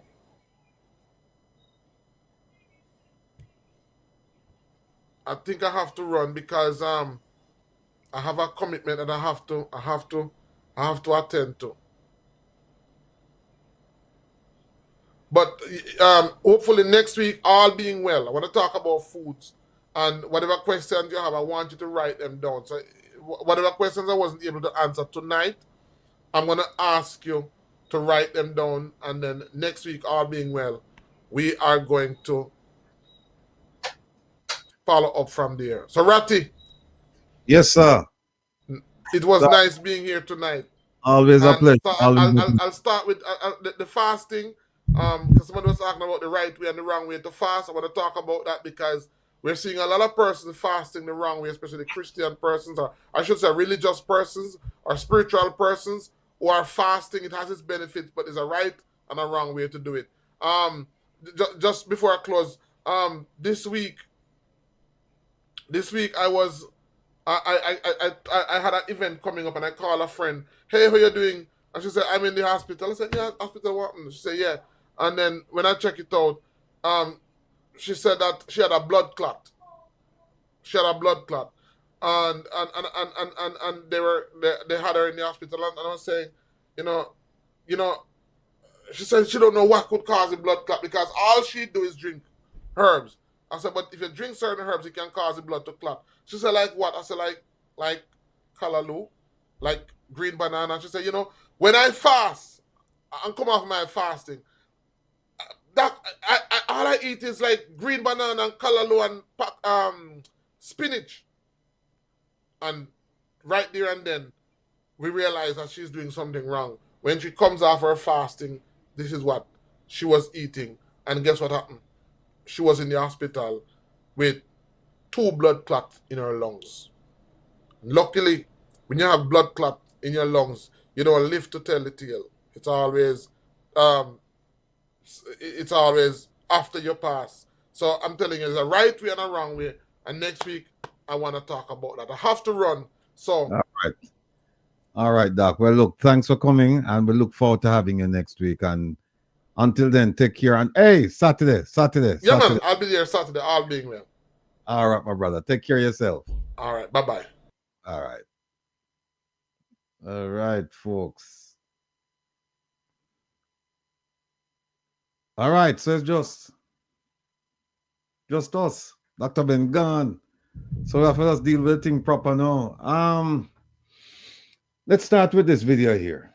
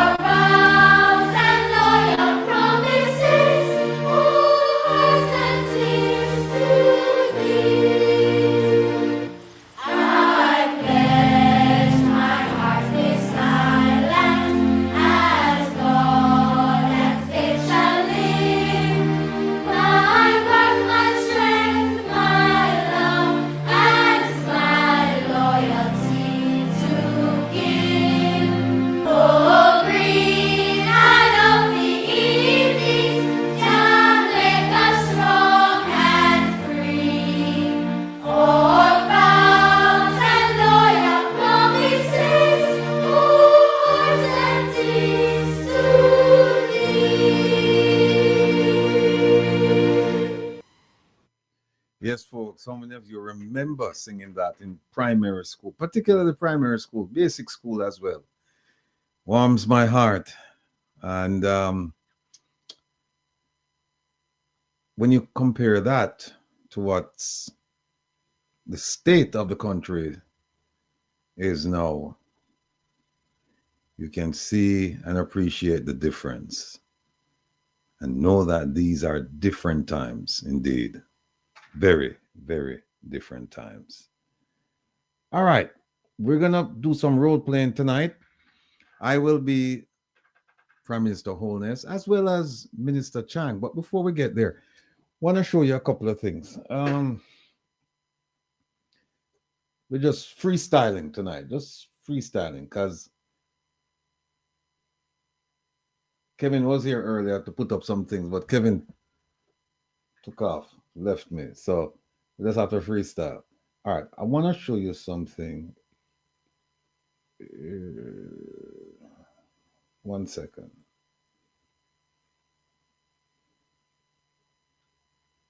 You remember the Prime Minister made a bunch of promises. I think I have some of them here. He's made dozens and dozens and dozens and dozens of promises. Hold on 1 second, please.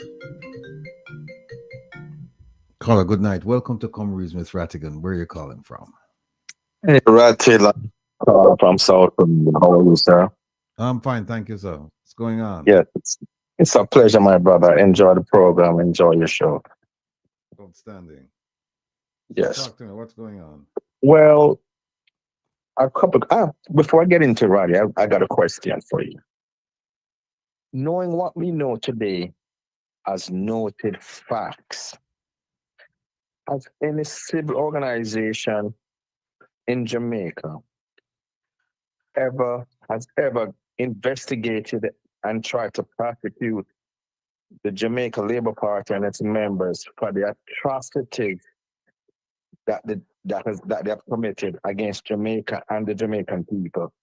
Because the noted facts of atrocities committed by the Jamaica Labour Party, there is no way that this party should be in political representation for the Jamaica people in Jamaica, a country that has killed many, many people, including a home with all people, are some of the atrocities that has been documented. And why has no one ever taken up the opportunity or make a move to investigate and prosecute and disband the Jamaica Labour Party from representation politics in Jamaica? Well, there are a couple of things that we have to unpack. One is, are you talking about a civil trial or a criminal trial? You said prosecute, and generally, Well, go ahead. Well, when I say civil society, I mean a civil trial. And why has no government agencies has ever tried to pursue it on a criminal basis? Well, for a criminal, on the criminal side, that the prosecution would have to be through the DPP or her surrogates. But I don't think a private citizen in Jamaica can bring a criminal action. A private citizen in Jamaica can arrest you, but I'm not sure about prosecuting. And even if it's allowed, think about the challenges you would face to prosecute that, to go out and collect evidence, to be familiar with the rules of procedure, to be familiar with cross-examination, preparing witnesses, discovery. It's a lot. So in terms of criminally prosecuting a government official, it would have to be through the DPP, I suspect. On the civil side, yes, you can bring action, and action has been taken in the past. And for example, you remember that there were some people who were detained under the state of emergency. Can't remember which one, because there have been so many of them. And they sued the government, and it went to the Constitutional Court, and the court ruled that the state of emergency as applied was unconstitutional, and those people were compensated handsomely, as a matter of fact. You have people suing. I think you've had cases where the Jamaicans for Justice, they have sued. And you've also had cases where the opposition sued the government. So there have been lawsuits, civil lawsuits against action taken by the government, and people have prevailed. There have been instances where people did not prevail. But to answer your question, yes, civil suits have been brought against the government. But my concern is that there's noted and documented atrocities committed by the Jamaica Labour Party against Jamaicans and Jamaica itself, including murder, the suppression of evidence, the suppression of economic activities, which could be considered as high crimes against the people in the country. Am I wrong in saying this? No, but the thing is, there's the element of proof. Can you prove these things that you're alleging? And another thing is, who's going to represent you? Because these lawsuits, they take a tremendous amount of money. It's almost like an investment of some sort. And so you have to find a lawyer who's willing to say, okay, I will move forward with this lawsuit, because generally speaking, when they sue the government, it's usually to prevent them from doing something, or ask the court to compel them to do something that they're supposed to do. Money judgment. Okay. My next question is, would a case like this be one that would be seen or heard by the Privy Council? It depends, because remember, you have to exhaust your judicial remedies in Jamaica. Meaning, you have to. There is a. I guess you could short circuit the whole thing, but first you have to go to the Supreme Court, and then it has to go to the Court of Appeal, and then if you're not satisfied, then you have to petition the Privy Council. Now, keep in mind, just because you petition the Privy Council doesn't mean that they're going to listen to your case. They don't have to. So there's a procedure you have to follow. And even when you follow the procedure at the end, you still don't know. You make the argument, you present the issue. And generally speaking, the issue has to be one concerning the Constitution, generally speaking, before the Privy Council will grant a hearing. Now, you could always go to the CCJ, the Caribbean Court of Justice. They have jurisdiction over some matters, but it's usually economic matters. It's usually people suing each other over money because of a bad business deal or something to that effect. Okay, let me move on to the next point. My next point is Jamaica Public Relations Minister of Health. And we must make sure that we get this title correct. First, he's a public relations man. Then with the title of the Minister of Health. And it behooves me to know how any well-thinking person could appoint a man whose only experience is in public relations and put him in charge of the nation's health system. And clearly we are seeing the evidence and the results of his inability to perform his job. When you take a person who can't even put a Band-Aid on a sore foot and make him Minister of Health, we shouldn't be surprised at where our health system is. If Jamaica was to be stricken with a pandemic or any major health issue, there's no way he could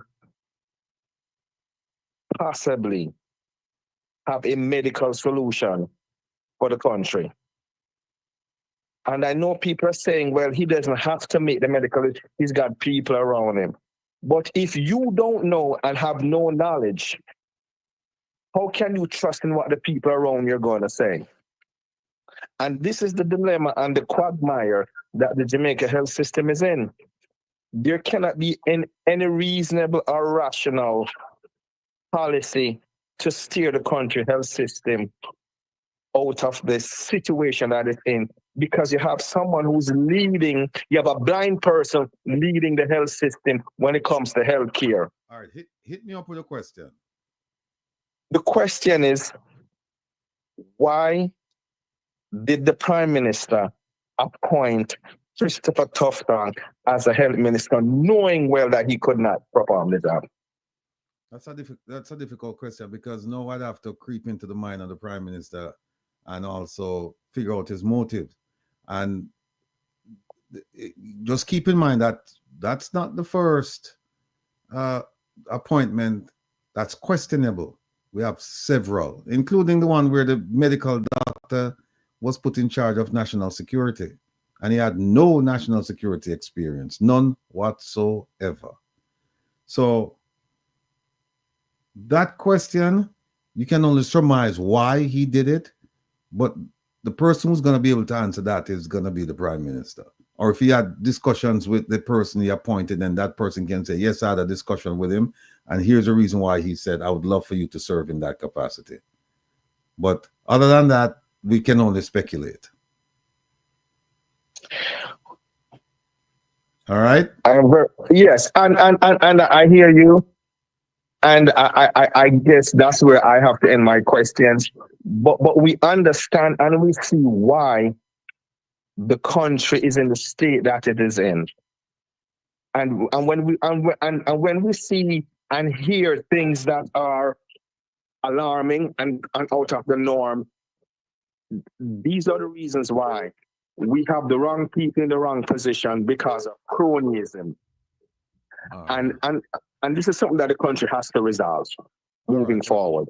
All right. Well, look, thanks for oh, she just hung up. But Yes. Thanks for participating, and I'm going to move on now because I have to finish up some things and get the people involved in the role playing. So if you don't mind, all right, Rob. But thanks for calling. Continue to support the program. All right, folks. So let me just turn off the. Hold on 1 second. Caller, good night. Welcome to Comrades with Rattigan. Where are you calling from? Hello? Mr. Rattigan? Yes. Well, I should have said the Prime Minister's. Okay. Well, we're not ready for that segment yet. So if you want to take me on as a Prime Minister, the Minister of National Security, I'm going to ask you to call back. Let me just finish up this segment I'm doing right now. I just want to show the people some things. As well. Okay. All right, thanks. All right, let me turn off this. All right, folks. Yeah, I was saying that he's made so many promises. We've all seen the 100-day promises, right? The election date, impeachment, job letter, term limits, and accepting the CCJ as the apex court for Jamaica for legal issues out of Jamaica. And we wonder, some of us wonder, well, can we trust this prime minister? And I say to you, just go back and look at the record. Look at all the promises he's made. People tell you, well, he's satisfied 250 things he said he was going to do. Remember, if he said 250, he's satisfied. Go back and check. You may come up with 1,000 things that he promised. If he did only 250, it's not good. Listen to this.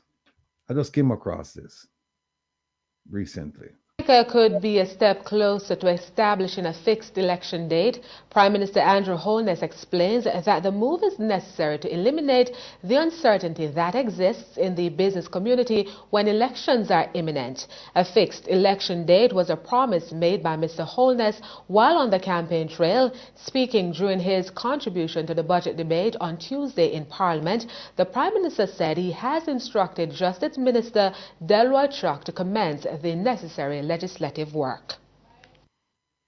Stop right there. We haven't seen it. We haven't seen it. And remember listen to what he said. He said the purpose for having fixed election date is not for you, the public. Is to inject certainty in the business cycle.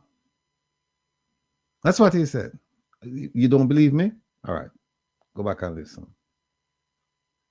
Jamaica could be a step closer to establishing a fixed election date. Prime Minister Andrew Holness explains that the move is necessary to eliminate the uncertainty that exists in the business community when elections are imminent. A fixed election date was a promise made by Mr. Holness while on the campaign trail. Speaking during his contribution to the budget debate on Tuesday in Parliament, the Prime Minister said he has instructed Justice Minister Delroy Chuck to commence the necessary legislative work. Notwithstanding these exceptional circumstances, if we are serious about fiscal discipline and obeying our own fiscal rules, elections can no longer be allowed to supervene the fiscal cycle.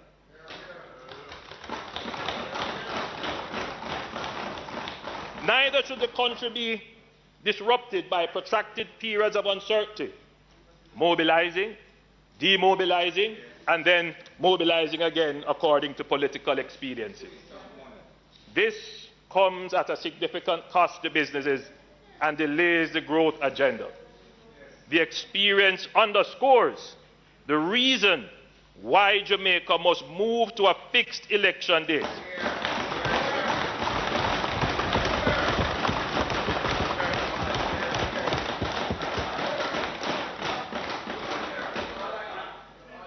To this end, I have given instructions to the Minister of Justice to table a ministry paper and draft legislation for the fixing of elections.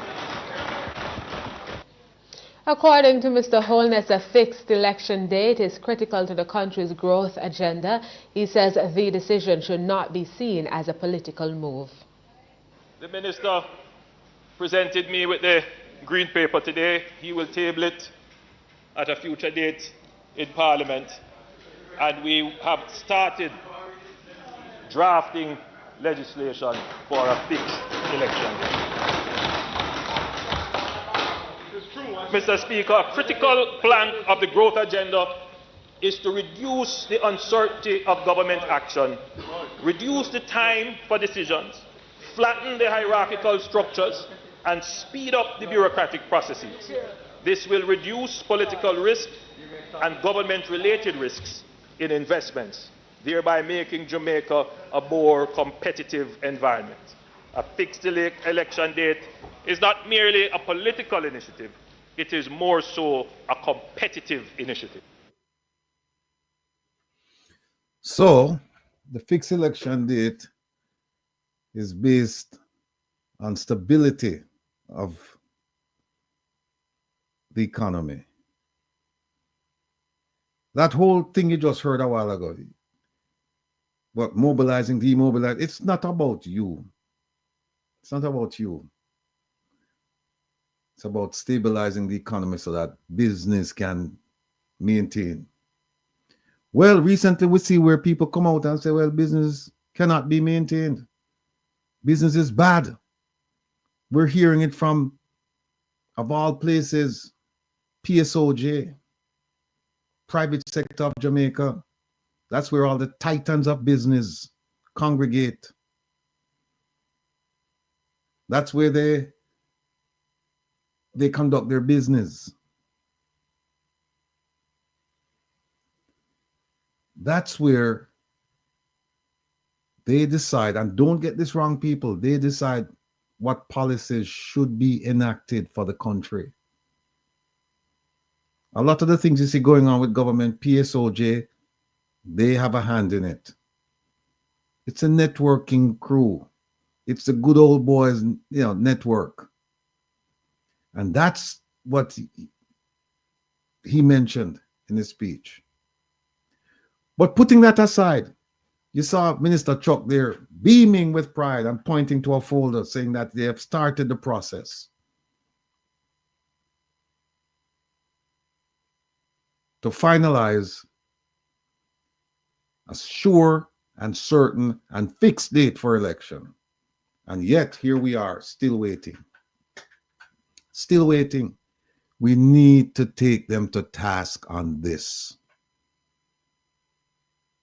And when I say this, not only this, but this being one of the promises that he made. We need to ask about this.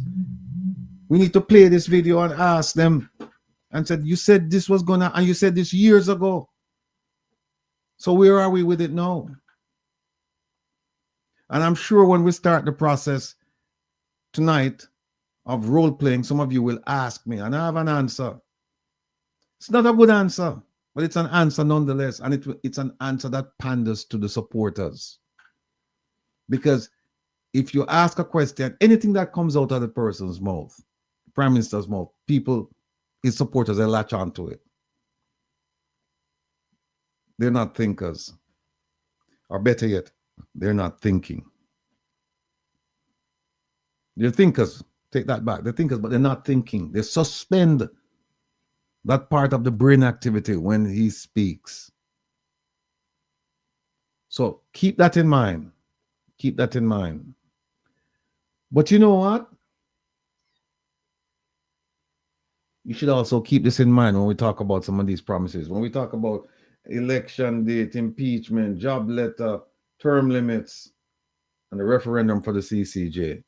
And when we ask ourselves, when will these things happen? Keep this in mind. That won't be happening. That will not happen. That will never happen. Hear that? That will never happen. And we also should listen to this. I've always said to people, do not trust the words of politicians. Do not trust the words of politicians. Yes, indeed. We shouldn't. And that's coming from a politician himself. No. Let me get to this thing here. 1 second, please.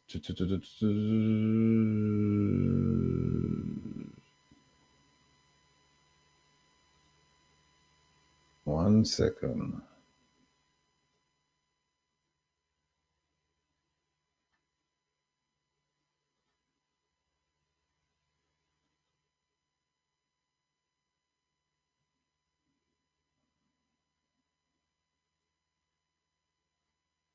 Okay, here we go. I'm going to show you something. And it has to do with a drill. And believe me, folks, we did a ton of work on the drill last week. But I didn't get to finish. There's so much more. I have more documents to show you. And more things to point out. Even within the documents that I showed you last week, there are things that I didn't go over. One of them I didn't go over is this.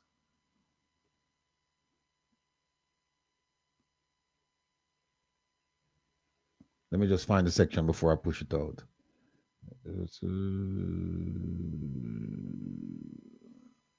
Okay, here we go. Actually, you know what? I should show you the video first. Let me show you the video.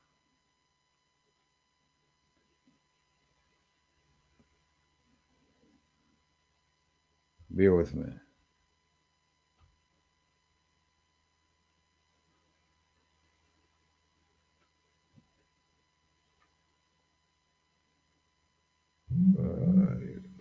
Here we go. You saw this video last week, Saturday. I'm going to play it again for a more precise reason. I mentioned the reason last week, but it was general. I'm going to play it for a more precise reason. Here we go. Here I say I want to see this mysterious drill that has attracted so much attention, and I'm sure with all the questions that have been asked. And I'm not arguing too much anymore, and would prefer that the debate or discussion doesn't center around cost, but more an opportunity to expose what neurosurgeons do and what kind of procedures are involved and the complication of those procedures to treat with our young Jamaicans who access the facility. Basically, to access the contents of the skull, we have to go through bone, which is why the drill is important. Prehistoric times is where we were at, Mr. Tufton. So in 2025, we were still using the equipment Harvey Cushing, the father of neurosurgery, is using. So we were manually attaching perforators and drilling the holes. Now we have high-speed drill. This is electric, and what that does is to eliminate the need for a cylinder that can empty. That's the foot pedal, that's the console, and of course the plug. And for a basic neurosurgical drill, this is what you get. Let me stop it right there. There's so many things wrong with this video. So many things wrong. One of the first things was the Prime Minister, the Minister of Health said that he wanted to say about this phantom drill. He called it a phantom drill. Minister of Health, phantom drill. They don't go together. They don't go together. Mr. Minister, you're supposed to know about this. You're supposed to know about this. This is, as you said that, and I've seen reports where people said that this was, the first of its kind, this EM 800 drill, first of its kind in Jamaica and possibly the Caribbean. Something, this kind of news, you're supposed to know about it. So we can, as of right now, we can safely say you knew about it or you should have known about it. The other thing is, well, there's several things, but the one I want to focus on now is this lady, this doctor. Listen again to what she said. Listen to what she said. Because I'm going to show you something that is not in line with what she said on camera. It is important. Prehistoric times is where we... Prehistoric times. Sounds like a long, long time ago. And she said we used to use the hand drill, right? And go through the bone to get to the brain to do whatever we need to do. We were at, Mr. Tufton. So in 2025, we were still using the equipment. In 2025, we were still using the equipment. In 2025, we were still using the equipment. In 2025, we were still using the equipment, the prehistoric equipment. In 2025, they had the 200 drill in Jamaica. And in fact, the company Meditech had a leasing program where you could have leased that drill. So why is it that we have this modern technology available in Jamaica, and yet we were using prehistoric equipment on our children? Why?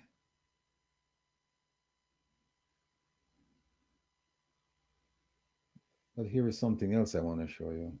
Remember what she said. I'll play it just one more time so you can hear the time reference. Is where we were at. Important. Prehistoric times is where we were at, Mr. Tufton. So in 2025, we were still using the equipment, Harvey Cushing. In 2025, we were still using the equipment. Okay. I'll show you something now.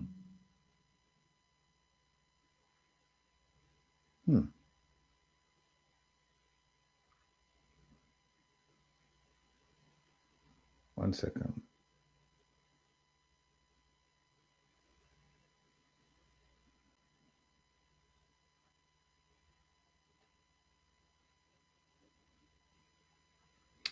This, ladies and gentlemen, is a statement put out in May 21st by the company Meditech. When after Dr. Dawes came out and did this press conference, they said Dr. Dawes was incorrect and they started laying out their facts. And on page 2, this is what they said. They said right here, to guarantee that facts prevail in this matter, medical technologies hereby sets out a series of truths. This is what they said. So all the bullet points let me make it bigger.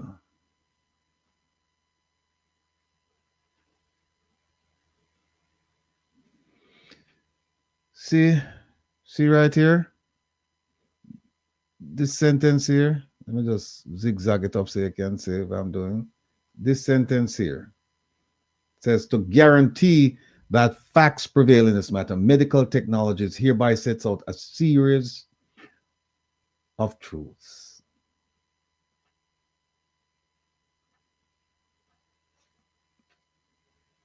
Right here.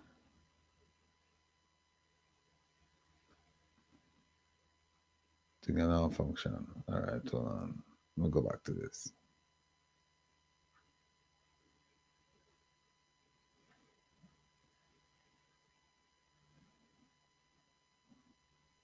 Okay, there it is. Series of truths. See that in blue. And all of these bullet points. One right there. All of these, they're saying these are all true. I'm going to show you one that you should pay attention to. That if it's true, that doctor you saw with Minister Tufton, I don't know what's going on with her. Look at that statement right here at the top. Let me see if I can make it bigger because it's important that everybody take a look at this. See that?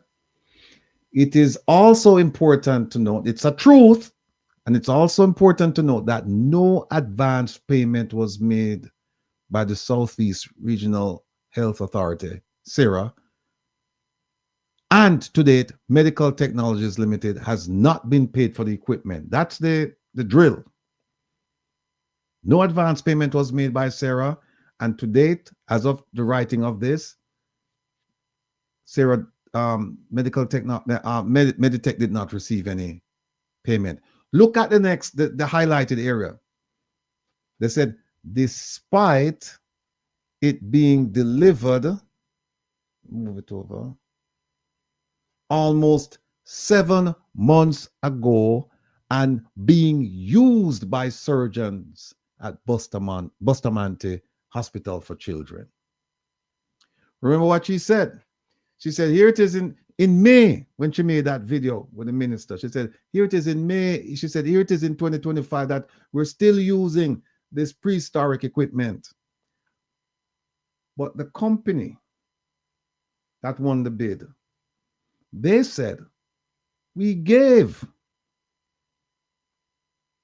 the device to the hospital. We haven't received a dime. And we gave it to them almost 7 months ago, and it's being used by them. So the question is, if it's in 2025, she's claiming that here it is that we're still using this old equipment, giving the impression that they just got the drill. Because remember, the minister said, I want to see this phantom drill. I'm hearing about it. And when did people start hearing about it? In May. In May. The question then is, if you go back and you look at the invoices, you'll see that this drill was cleared by customs in November. It was cleared, and we have an invoice showing that it went from Meditech to Sarah to the Bustamante Children's Hospital sometime in, I think, October or November. So what happened between then and the time that the minister showed up in May? Where was the equipment? When was it first used? Because you notice she never said that we started using it at the beginning of the year or whatever. She never said that. She gave the impression that this is, because he said, I want to see this device. And it was laid out. And so it gave the impression that it's a brand new device. Here it is, and we're going to use it now because we've been using this old one. But the company said, no, we gave this to you from last year. So the question now is, what have you been doing with that device? Since you're claiming that you just get, essentially that you just got it, they said you've been using it. They delivered it to you 7 months ago. So what have you been doing with that device? I'm looking now to see if I can find the yeah, here it is. November, December, January, February, March, April, May, June. Okay. Here it is right here.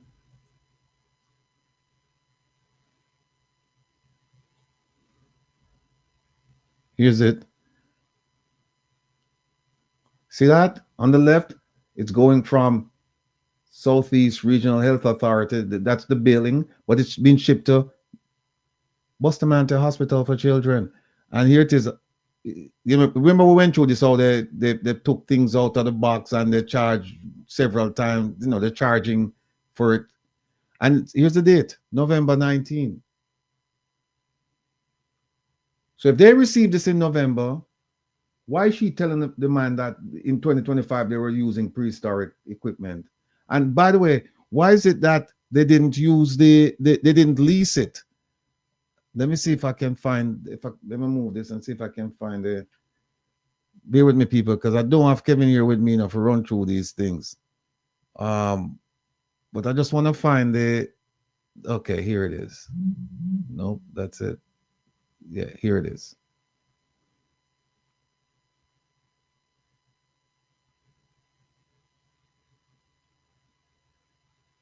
Let me just find it right there before I put it up, and then I can show you that they were involved in the business of leasing this equipment.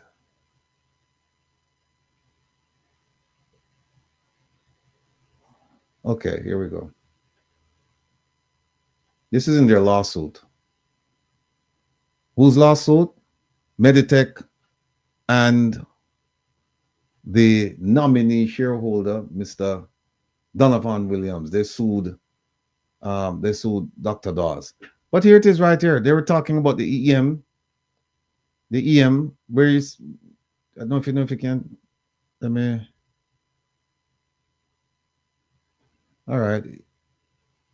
This, look at what I'm highlighting now. Here it is. Here it is. The EM surgical drill. And the EM 200 surgical drill can do the same job as the EM 800. It's just an updated version of it, right? And you see what they say right here? That it's owned by Meditech, the EM 200 drill, and it is a part of their rental. Here it is right here, rental inventory. So why is it that they didn't use this drill last year and whenever this drill came in? Because remember now, this drill has been used, you know, because they sent this drill to be fixed. That's what they're claiming, that this drill needed to be fixed. So we sent it back to America to be refurbished and have it returned to Jamaica. So they were using this drill. So why is it they weren't using this drill to save our children's lives? Why is it they were using the handheld one that you showed him? Why? More questions to ask. More questions to ask. I see, look like all of my things I'm going to put up. Let me see this. Yeah, they remove all of, you won't believe this, folks. All of the stuff that we have up here, gone. So let me just remove them. Give me a second.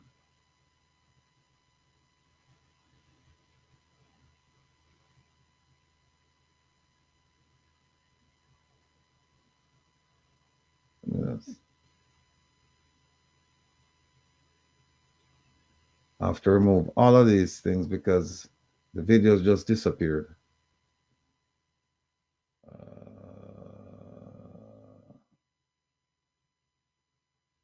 Videos just disappeared. So what we'll do is, let me see something.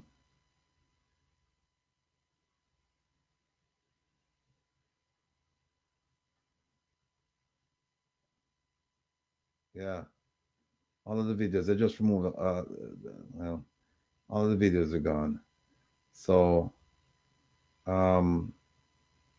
let's do this. Let's start up with your questions. You can go ahead. The phone, oh, it's off.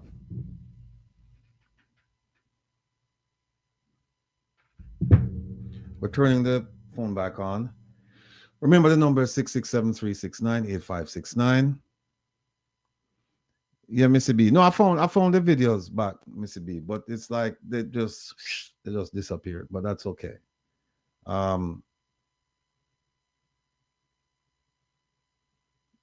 phone is turned on, so you can call me.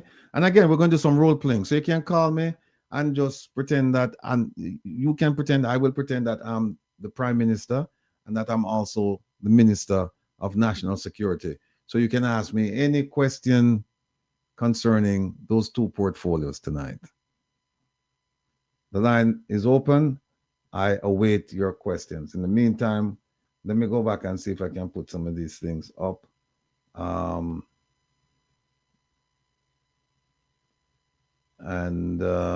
Let me see.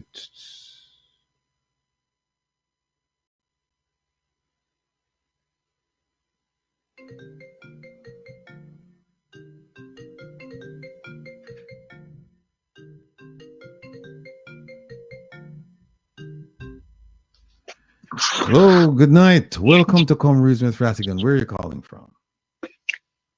Philadelphia. Ah, Miss Philly. Go ahead, please. Okay, Mr. Prime Minister. Mr. Prime Minister, you said that you are a minister of transformation, leader, and you stand on principles, accountability, and transparency in your administration. Now, Mr. Prime Minister, I'm going to ask two questions, and I hope you can answer them for me. First question, can you tell us the purpose and the outcome of your trip, sir, to Israel in 2017? Number two, could you say the expenditure? Tell us the expenditure and the names of the members of your delegation, sir. And what was the outcome, the achievement arising from this trip to Latin America and to the UK? I'm listening, sir, for your answer. Hold on, before you go. The trip to Latin America and the UK, what trip are you referring to? That one was in 2023. Yeah, but what trip are you referring to? What exactly are you asking? Because you mentioned the trip, but what exactly are you asking? Because I've taken trips all over the world. So I just want to be accurate and precise with the information that I'm going to provide you with. On this trip, it was said that you went to the UK and you borrowed some money. I don't know if it's true, so this is why I'm asking. Okay, all right. Well, that's different from Latin America.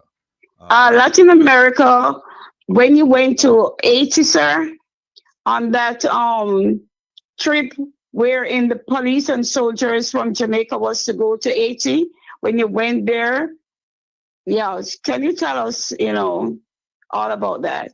Okay, all right, good. First of all, you're a member of my constituency, aren't you? No, sir. No, you're not. Okay. All right, fine. Well, Haiti is not Latin America. That's the first thing. Haiti is the Caribbean. It's 90 miles to the east of Jamaica, approximately. That's the first thing.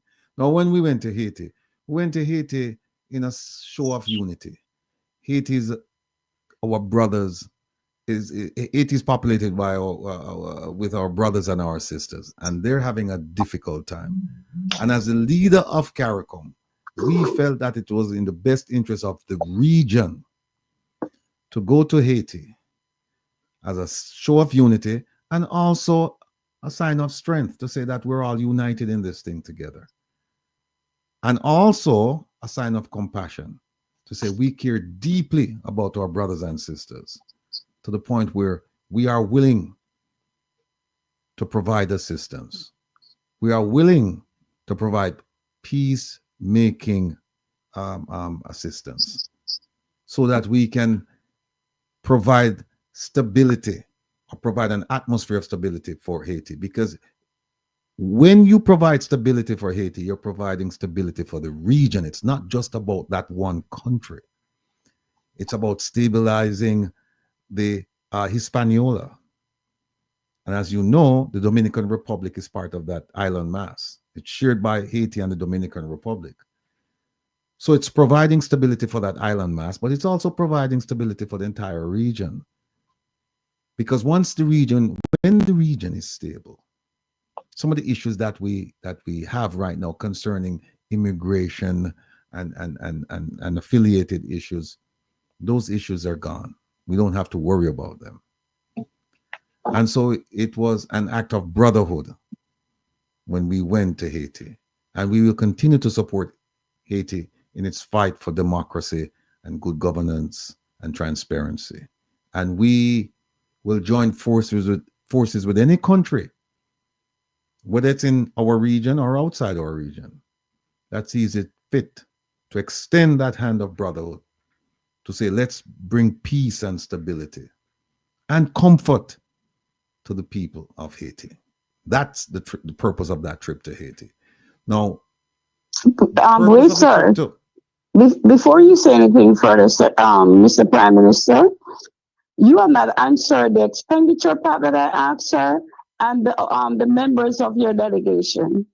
The members of my delegation came from within my office as well as the Ministry of Foreign Affairs. The expenditure that's accounted for out of the consolidated fund, part of which has been provided to my office for use for precisely this type of trip. So there is all of this is transparent. I mean, the spending, the travel, all of that is accounted for. Now let me move on to the trip to. But sir, why are you not naming at least 2 persons from your delegation that went with you, sir? I can give you 2 persons that will satisfy you. One is the Minister of Foreign Affairs and Foreign Trade, and the other is the police commissioner. Now let me move on to the. Let me move on to. I don't want to come back on this, sir. So let me just ask this question, and then you can move on, Mr. Prime Minister. So, Mr. Prime Minister, when those people from Haiti came to Jamaica and they were sent back, if you so care, why did you send them back? Well, see, the thing is, there are we have international law that we have agreed to abide by. And that is, we have to protect our borders. And so when people come into our country illegally, there are certain steps that we have to take to repatriate those people back to their homeland. And that's exactly what happened in this incident. And it didn't have to be Haiti. It could be any country national coming into Jamaica. As long as they access our borders and they don't have the proper documentation to do so, then steps must be taken. Otherwise, we're going to be overrun with people coming from all over the world. And we simply cannot afford to have that happen. Now, let me move to the thing about Mr. Prime Minister, hold on, Mr. Prime Minister. Let me interject right here. Because you are saying this, the Asians were sent back. So why didn't the Chinese be sent back too? Look at it. Look at the contrast there. The Chinese came here as a work force. They came here based on a contract that we had with the government of China to come here to provide services. We did not have such an agreement with the Haitian government or for Haitian or with Haitian nationals that access to our borders illegally. The Chinese came here legally. Now let me move on to the question. Also, sir. Okay, wait, sir. Don't move so fast. Don't move so fast. Right, let me stop Just you right hold there. on. Let me stop you right there. Let me stop you right here. But folks, this is what we're talking about. See, when you come to ask a question, right, you have to make sure that your question is precise, because here's what happened. The Prime Minister is not gonna sit and remember, she asked three questions, right? 2 or 3 questions. She asked about Two. Yeah, 2. She asked about the Haitian question. She asked about the question to Latin America, the UK, Haiti, and she also asked the question about Israel, right? We haven't gotten to the Israel question yet, but see what happened is that the Prime Minister is not going to give you this much time. Even if he wanted to, his associates will grab the mic from you. So that's why, and if you notice, right, Miss Philadelphia and I, we're on this one, we're just talking about Haiti, and she's moving from issue to issue regarding Haiti. Then now it's up to China. Wait, Mr. Rattigan, you know why? Because your answer lead to me asking the contrast between the Chinese and the Asian, that they were sent back, but the Chinese are here. So I had to interject right there, sir. Yeah, and still, I don't get any follow. I don't see any follow up from the police and the soldiers. No reports. So you answering me, leading me to ask more precise questions that need answers. Here's the thing, right? It's a simple proposition. The Haitians came here illegally. The Chinese came here legally. There can be no doubt about that. The second thing is, when you ask about the what was it, the Haitian the expend yeah, you asked about no, not the expenditure. There was one you just asked, the last one you just asked. The second to last one. The Asian being sent back? No, the one before that. Oh, you mean with the Israel? No, that was the first one. Oh, you mean the achievements arising from your trip? No. Oh, no, you ask about, I'll tell you what it is. You ask about the report coming out of the trip to Haiti. Very simple answer. All the Prime Ministers have said this is a matter of national security, and as such, it is not, I cannot reveal it to the public.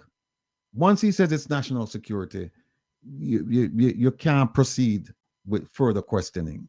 You shut down. I get that one, because it's protection and whatever. Right.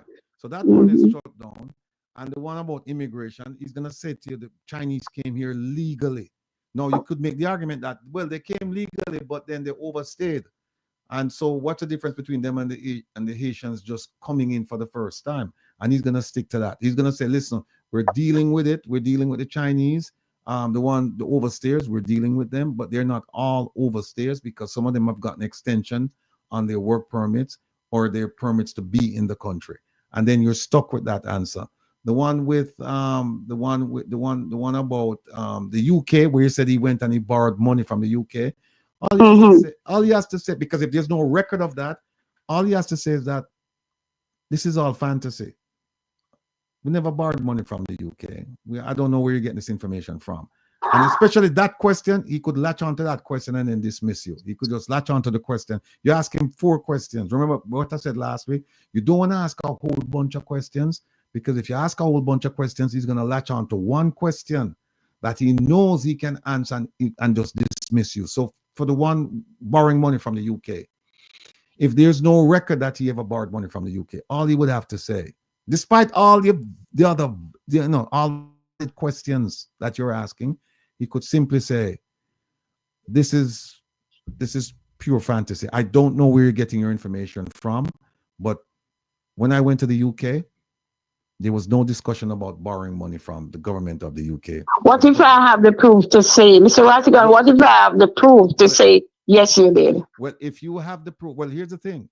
If that didn't happen, if he has the, if there is proof that it happened, again, he could use under the ATI, he could use the confidential, he could use confidentiality to say, well, that's confidential, and so that's why we haven't told you about it yet. And if he says yet, you're stuck again, right? Because what he's saying is, I will tell you at some point in time, but not right now. And now, if there was no record that he ever borrowed the money, if you have no record, or in fact, if that never happened and you brought that up, he would use that question, he would answer that question to dismiss all the other questions. Because what he would give the impression is that it's all hearsay, it's all meant to embarrass him. You don't know what you're doing, you don't have your facts, and therefore, why should I waste time talking to you? Let me go talk to somebody else who has. Mr. Rattigan, I don't think the Prime Minister is so smart to do that.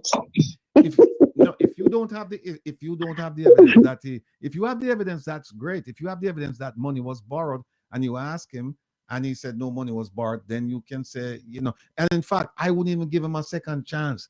I would say to him, money was borrowed and here's how much was borrowed, here's where it was reported, and yet we haven't gotten a report from you.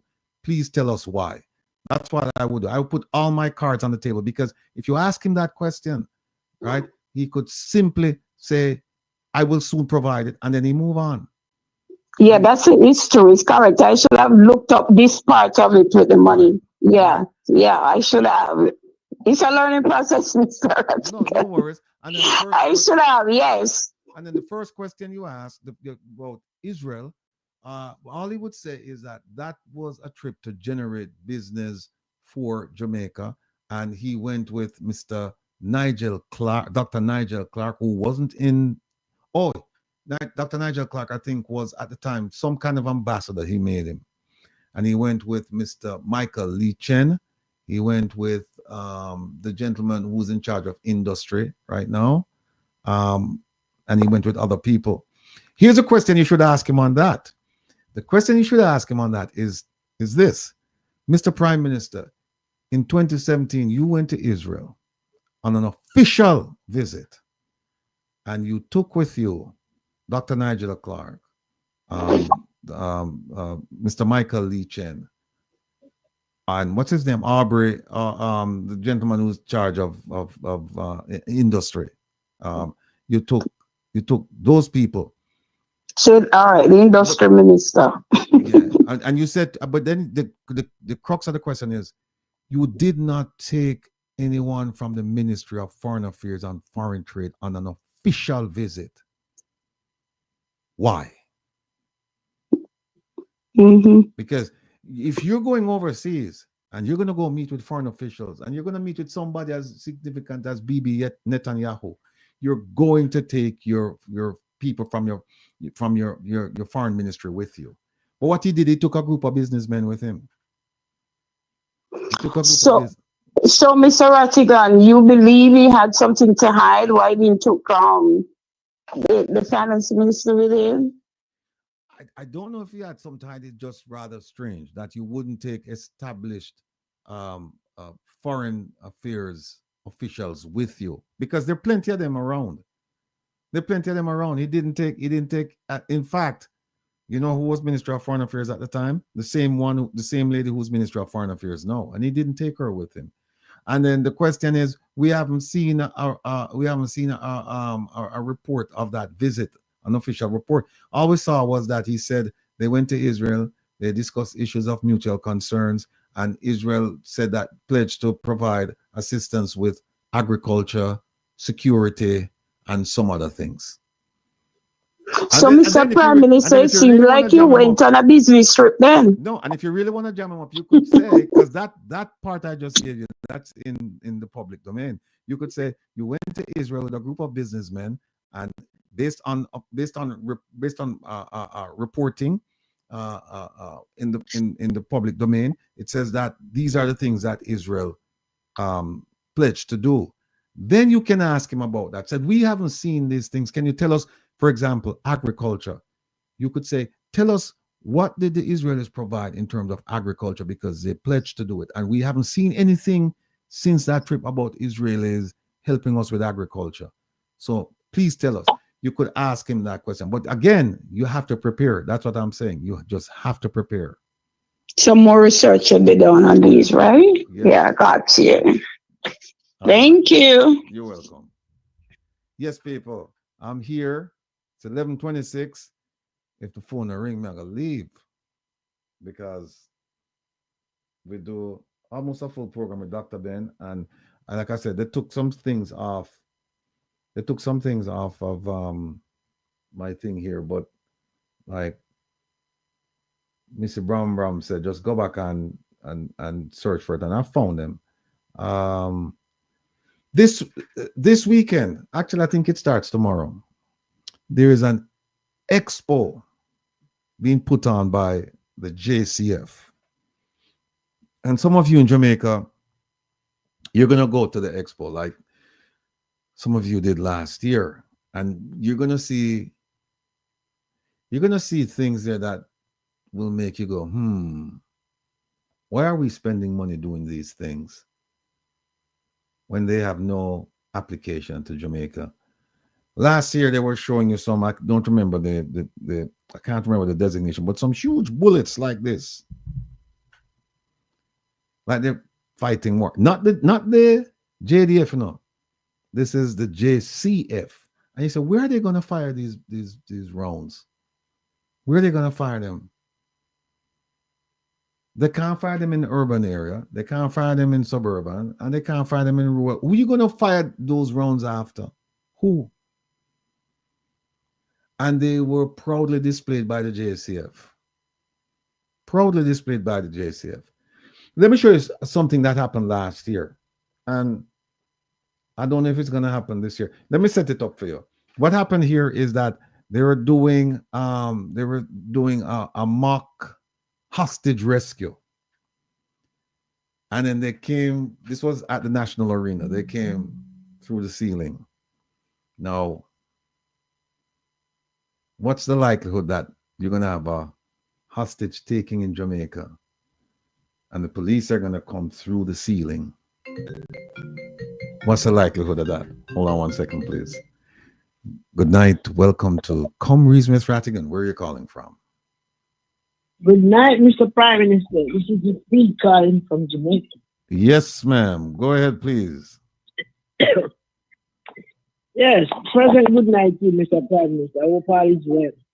All is well. As a concerns citizen, we know are in this silly season, I would call it the election season. Well, as the sitting Prime Minister, I heard a few members of your cabinet have made some damning assertion, which remind me as a child in the 1980s when there was that election. I was a child, but I was sentient. The first one is Mr. Desmond McKenzie. He said he will not surrender Jamaica to the PNP, the People's National Party, led by opposition leader Mark Jefferson Walden. No, Mr. Prime Minister, is the last time I checked, Jamaica was still a democratic country. And when we say we are independent, I get the teaching that we are political independent, so that we have a choice to choose or to exercise our franchise. So that is one. What is your reaction to what Mr. Desmond has said? Well, as you said before, you call it the silly season. It's the election cycle. And so you're going to get politicians, of all stripes saying things, trying to excite the base to get people to come out and vote. And this was no different. This is absolutely no different than it would be similar to what they call puffering. And that's where a used car salesman would tell you that the car he's selling is the best car ever made. But you know that it's not true. He knows that it's not true, but he's trying to get the sale. So it's in that vein, I think, that the minister said those words. And as I said, it's out of exuberance, it's out of excitement, it's out of rallying the base. But if you are trying to indicate that there was some threat there, I don't see it as a threat. You didn't say that, but I'm just saying if the indication is that he threatened the opposition party, I don't see it as that. I just see it as somebody who's excited about the election and wants to get the voters out in record numbers. Honorable Prime Minister, could you tell me the difference between, could you give me, use the words surrender in a sentence, or tell me what the words surrender mean? Yeah, look, in the context that you've given it to me, he's saying surrender is don't give up. That's what he's saying. Don't give up, because as you know, we've had a lot of fake news and fake polls and all of this. So he's saying, listen, don't be disheartened by the fake polls and the fake this. Don't surrender. Don't be resigned. Continue to think about your party. Continue to believe in your party. Continue to have that struggle for your party, because you know that your party is the best selection you can make for the future of this country. We have done over 250 things already in a short space of time, the most ever done in this country. Oh. And so... Okay, Mr. Prime Minister. Okay, I understand, but I don't believe that is what it means. And the majority of us, ordinary people, does not believe that is what it means. It means to us in a Jamaican term, war, fire, no matter whatever it takes. If you even have to do like in 1980. So, sir, just asking you as a Prime Minister, we know political parties have abandoned each other and gone, but do it in a better way, a more profound way. We are not heading back down the road again. Let me ask political war. Leave people. Let them do them have to do. Let me ask you this: have you seen any evidence of political warfare during this election? Well, the election cycle hasn't started yet. Well, I don't see it yet. Yes, I think the last election cycle. Did you see it? Yes, but not so violent. The election cycle them before burn, that. Them burn people car. Hold on. This I election think somewhere in the center, man. You know, the election cycle them before burn that. on car. In 2020, did you see it in 2020? I think so. I don't quite remember. In 2016, did you see it in 2016? Yes, them take down people and their opponents flags and yes, but listen, but see what you're giving me anecdotes. It's just a one-off thing happened here, and it's unfortunate that those things happen. But the violence that we saw in this country back in the 1970s, 1980s, you cannot with any certainty tell me that you're seeing it now. And I can assure you that will not happen as long as I'm Prime Minister. It will not happen. We're not going back to those days. We're moving forward. We're transforming this country. And I'm glad you mentioned that we are a democratic society and that people are going to exercise their franchise in a peaceful way. No violence. But I hope so, sir, because I heard you on a platform, you saying that you're not going to England, and that was a reference to the opposition. And you've been saying, and if that same man, with the next one when you want me to say, Mr. Golden wasn't born, he was born in England. And as a Prime Minister, I have to differ from that because you know that that is not so. Mark Jefferson Golden was born on the 19th of July, 1965 at the University Hospital, while you was born the 22nd of July, 1972 at Spanish Town. So you both born here. So you have to stop it. No, our Prime Minister, it does not look good. Here's the thing. Here's the thing, my dear constituency member. People, I take full responsibility for things that people say. People that are within, especially in my cabinet. Now, as you know, Mr. Warmington is not in my cabinet, but he's a party member and a devoted party member. And so I have to take responsibility for things that people say. Now, keep in mind that I don't hear everything that they say, and I don't hear everything that they say in real time. But when I find out what's been said, and if it's uncouth, if it's unbecoming, then for certainty, I have to take some action. And so I will go back and I will have a chat with MP Warmington to find out the context, what was said and the context. And I'll be able to report to you the next time we have a discourse like this. Yeah. Okay, Mr. Prime Minister, but as you say, you're talking to Mr. Warmington, that doesn't happen because Mr. Warmington was the same person who called Mr. Kallenbeg down Ching can fly. And we didn't hear you come out and say anything about it. Well, anyway. Before you go any further, let me just say this, that sometimes when you hear these things, you don't have to actually come out in the public every time. Sometimes it's sometimes the wisest move is to have a sit down with the person, one-on-one with the person. You don't have to come out and criticize someone in public. There are times when it's called for, but there are times when it's not called for. And I truly believe that Chink message, it wasn't one that was called for me to come out and chastise him publicly. But we had a conversation.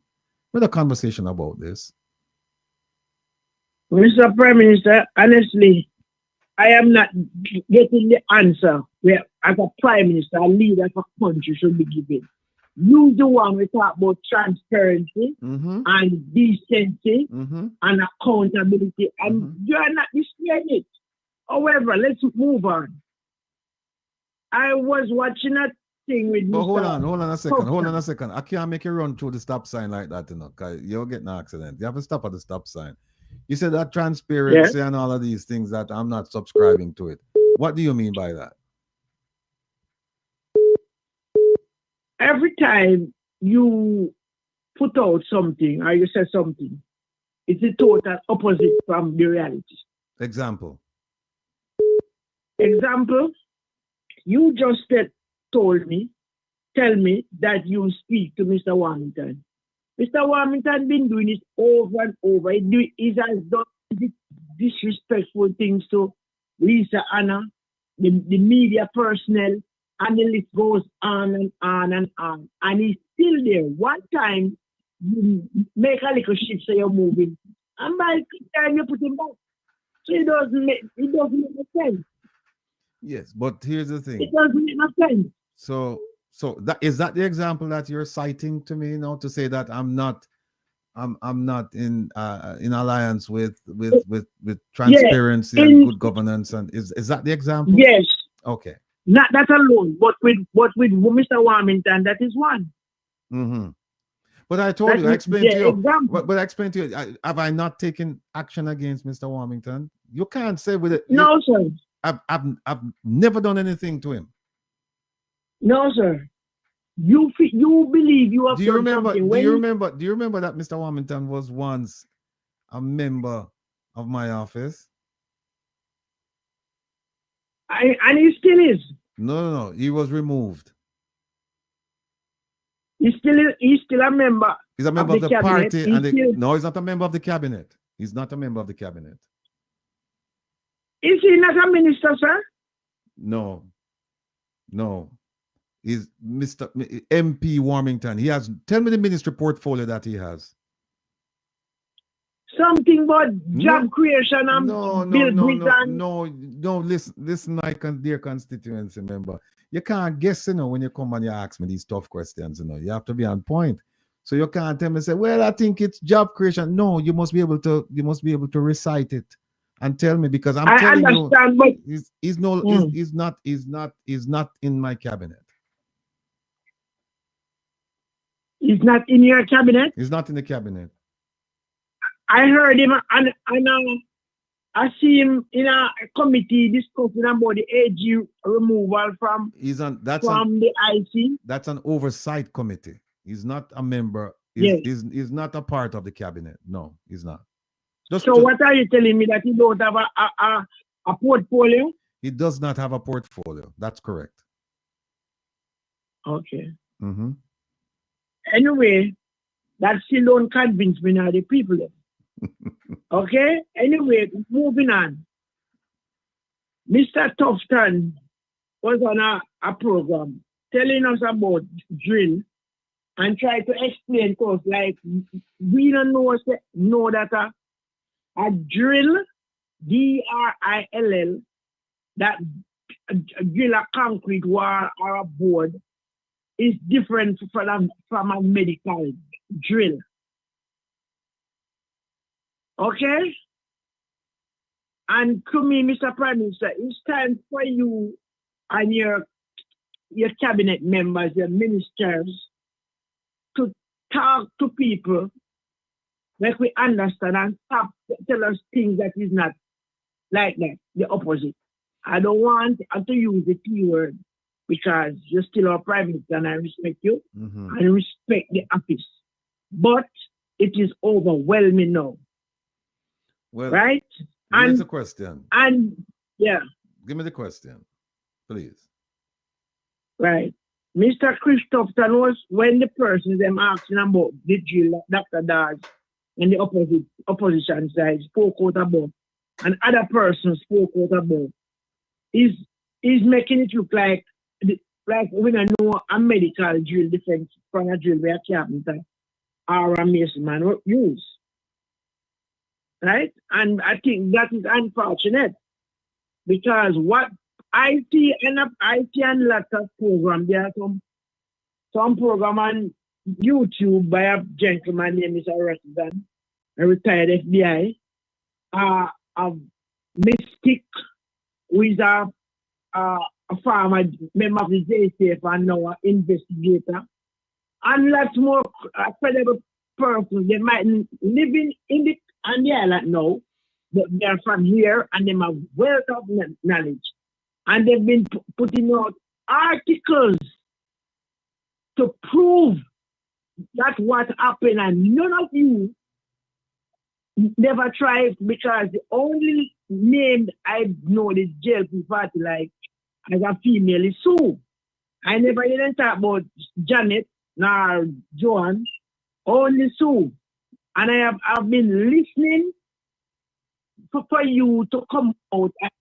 You're gonna sue them, and there's a next firebrand one name is a Lonesome, and you have one named Andre talking. A lot of them are that I don't hear you come out and say, you know, go sue none of them are them to take it down and not go so negative.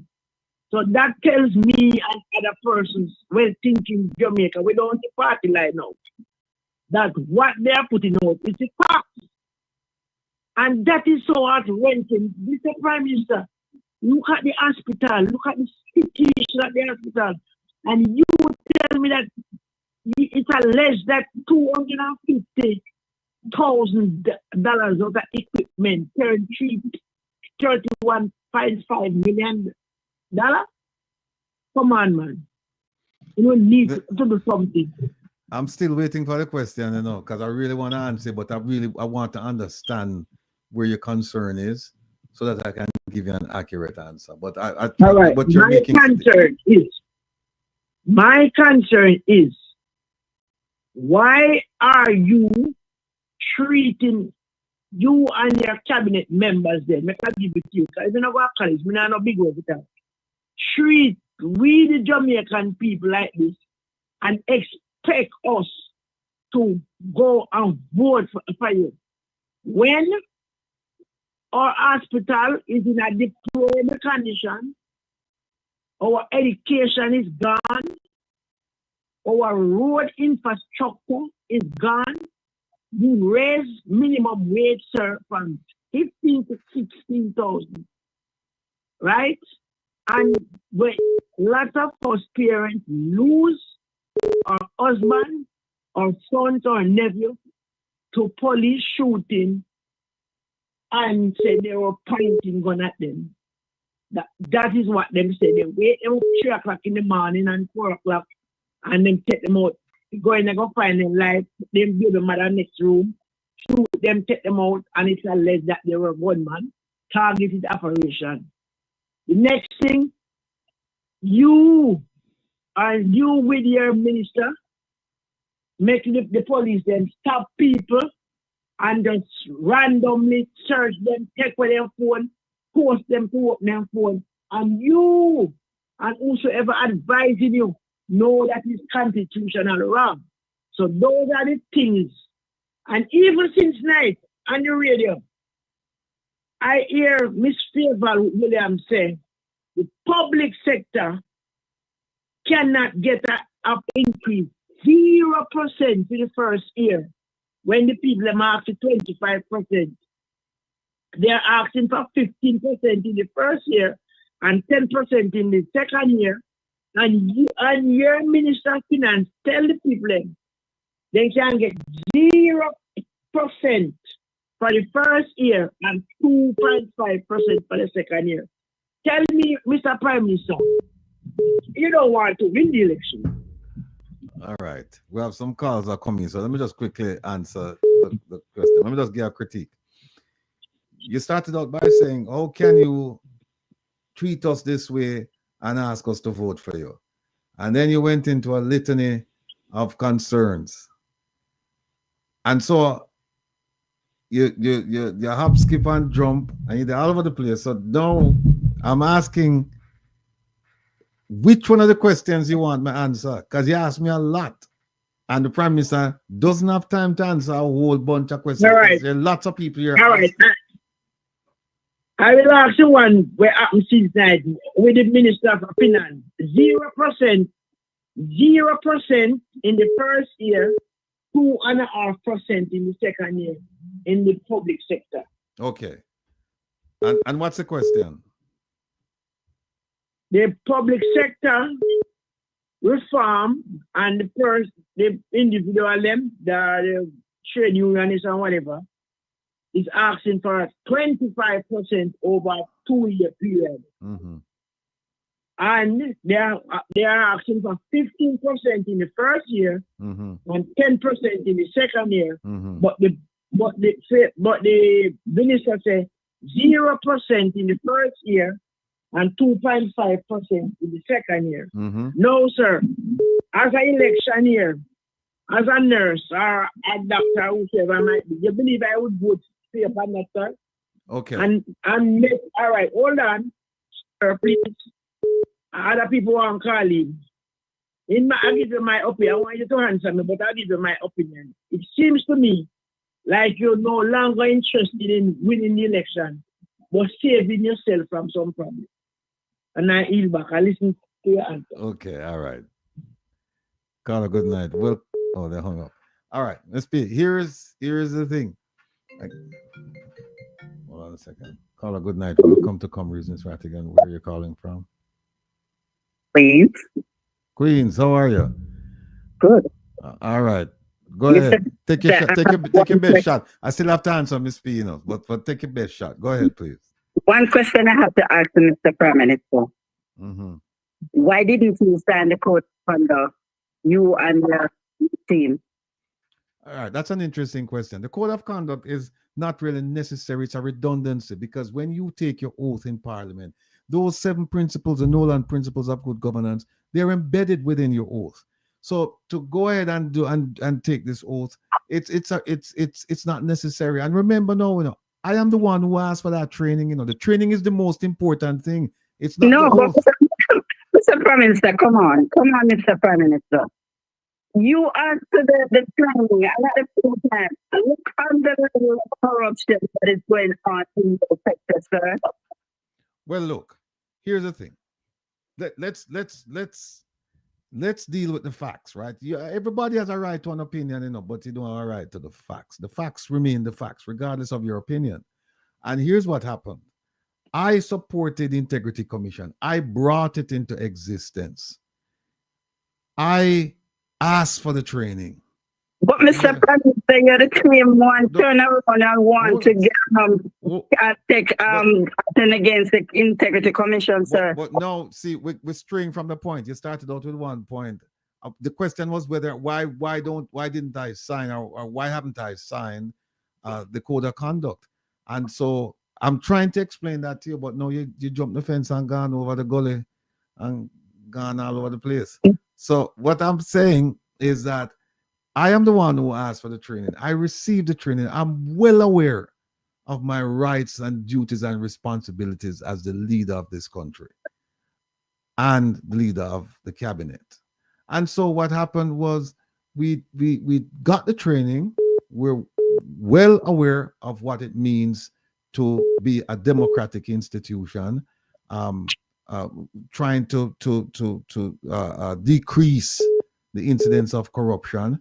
And I have done more than any other leader in this country to reduce the level of corruption. You have to admit that, because I am the one who brought the Integrity Commission into existence. I am the one who every year on Anti-Corruption Day, I am the one who makes those statements that gives clarity, definition to what the Integrity Commission is doing. So, Mr. Prime Minister, so since you're the one that brings it in, why did you put a gag order on your team, sir? What gag order did I put? Tell me, what gag order did I put? When the call report, the report that comes out that should be tabled in the House of Representatives, and you put a gag order so that they could not table the report. If you're referring to the Kroll report, and that's the company out of the UK that came and assisted us with the investigation of SSL. It's not just that one alone, sir. You just mentioned the Kroll report. So which other report are you referring to? I'm answering the one that you referred me to. You mentioned the Kroll report. It's a report that is out, sir, and you don't want the country to know what is in the report. No, you have to pick the report you want. Which one you want me to answer the question about? Which one? All three of them are relevant, sir. You need to answer about the three reports, sir. But three reports. Tell me the three reports. Name them to me. About the Kroll report. Mm-hmm. But sir, you know the report. No. Tell me the second one. What's the second one? I don't remember exactly. Tell me the third one. What's the third one? The one that just released the other day. Which one? Which one is that? Because a lot of things being released all over the place. Which one?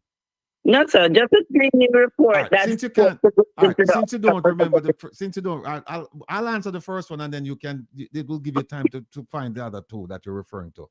The Kroll report. Here's why we haven't said anything about the Kroll report. As you know, it's a financial investigative firm located in London or in the UK, and that it came here to assist us with the investigation of the SSL incident. Now, that investigation is still ongoing. It hasn't been closed. It hasn't been resolved. Now think about it. How can I get involved with the release of a report of an investigation that's ongoing? Don't you think that it would jeopardize the investigation to some degree? It would fly in the face of justice. The investigation is still ongoing. I can't release a report. There are still people to be interviewed. There's still evidence to be gathered, and there is still a case to be prosecuted. So we are working hand in glove with the investigators and the prosecutors, and therefore it would behoove me to keep that report as confidential as possible, to preserve the judiciary and our system of government. So, and go ahead, please. Mr. Prime Minister, why do you put a gag order on your? Why do I put a gag order on who? On your team, your side, your government, on the government side. Why do you put a gag order on them? Tell me about the gag order that you're asking me about. When the information come out about the report, nobody can say anything. What report? What report? I don't remember the exact name of the report. If you don't remember it, I can't answer you. I mean, I love you to death, but this is where we have to part company because I can't answer a question. You're asking me to answer a question. Mr. Prime Minister, I'm gonna come back for your case again, you know. I'm gonna make sure that I write down all of the information them when we want. Because you know what I'm talking about, Mr. Prime Minister. There's so many things that is going on in the country. All right. But here's the thing. But here's the thing. People, you see what the point I'm driving at? The point I'm driving at is that you have to be prepared when you come to ask a prime minister or you come to ask a government official a question. You can't come to him and say, what about the 3 reports? And him say, okay, tell me about the 3 reports. And you say, well, the Kroll. I'm say, okay, fine. What about the other 2? And you say, well, you know the report, man, the one where them released the other day. And him say, no, I don't know. So that's why I'm saying to you, it's important.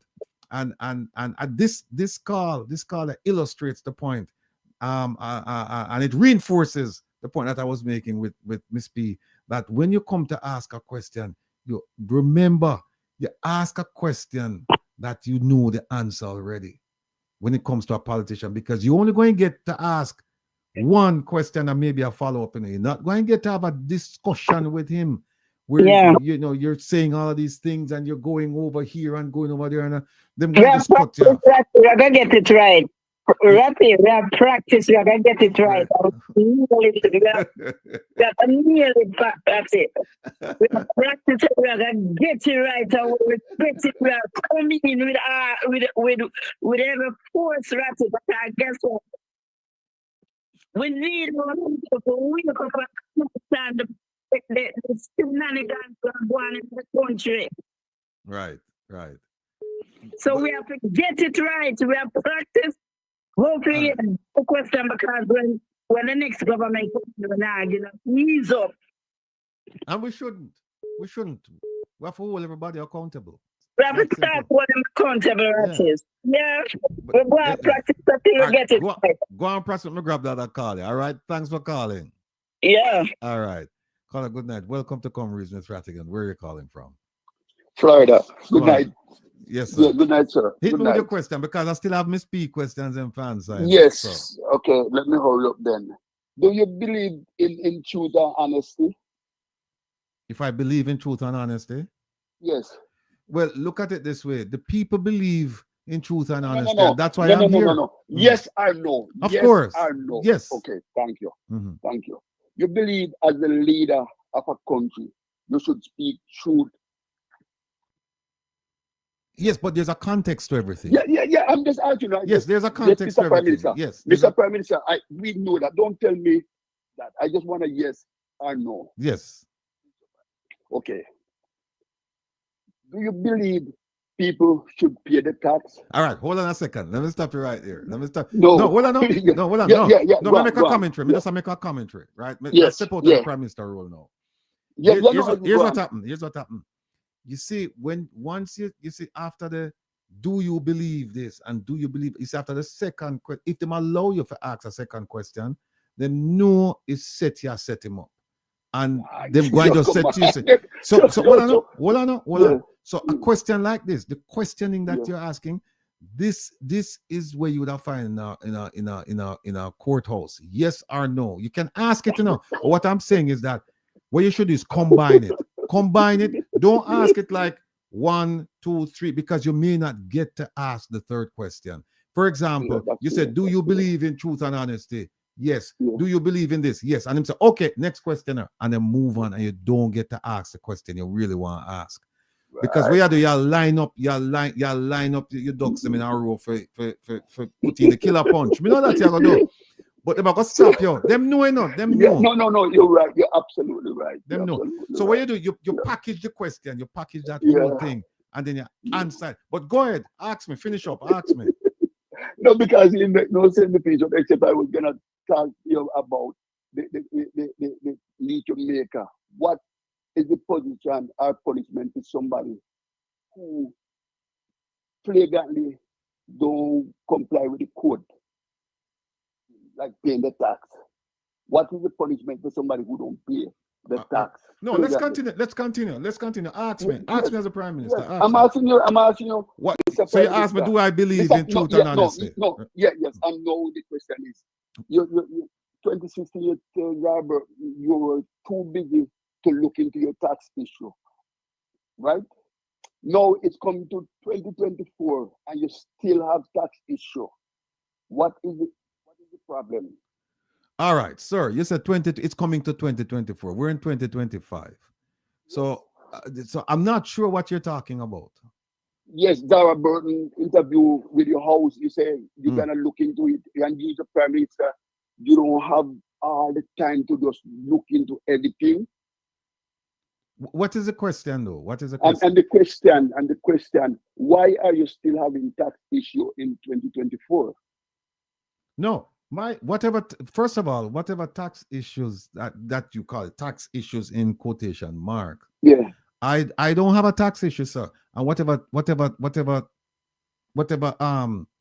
tax concerns. Imperium yeah, tax. Yeah, but that right. Yes. But keep in mind, sir, that is a confidential matter. And therefore, that is something I have to work out. No, that is something I'm working on. That is something if there's anything to be worked out, because you're asking me about a tax matter that as far as I'm concerned doesn't really exist. No, here's the thing. If I say no, here's the thing. Here's the thing. Here's a problem with that question. Here's a problem with the question. Yeah.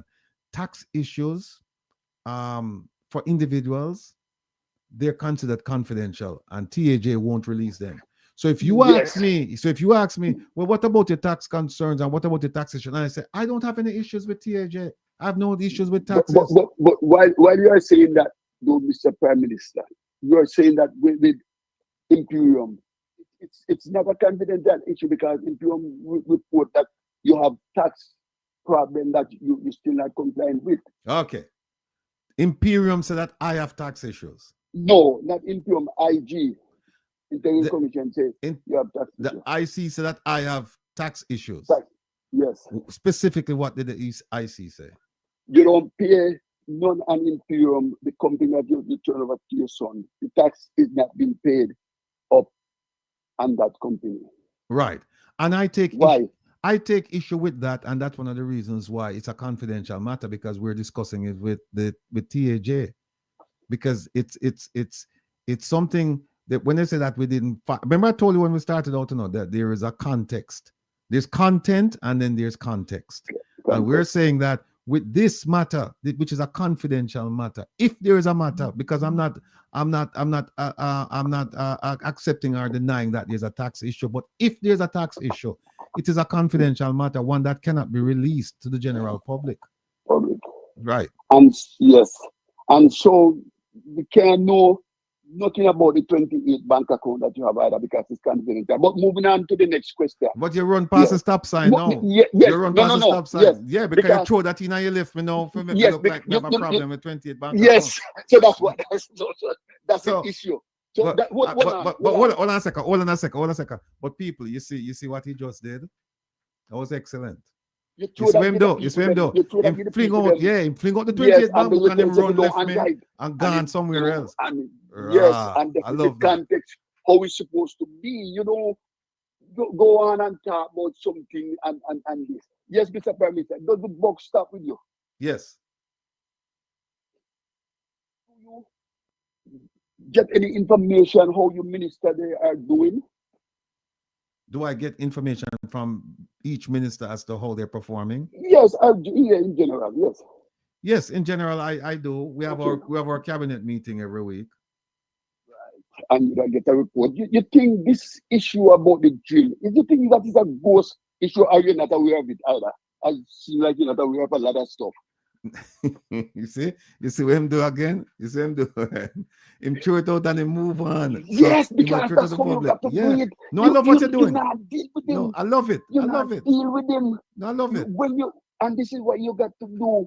When you come on, you now deal with him in the public, making grants. Who making this? What the heck this guy? Who put him on? You come because you remember, it book stop with him, and in the minister, the people ever call certain critical equipment boss, and all of them things that you don't give him time to answer. Here's the best answer to that question. That's the best one I can think of, and that is this: that yes, it has come to my attention that there is an issue concerning this neurosurgical drill, and as we speak, having consultations with the Ministry of Ministry. And you notice I don't say minister, I said ministry. We're having consultations with them, and as soon as this issue has been resolved, a statement will be made to the public. Thank you very much for that. But here's the but now, Mr. Prime Minister.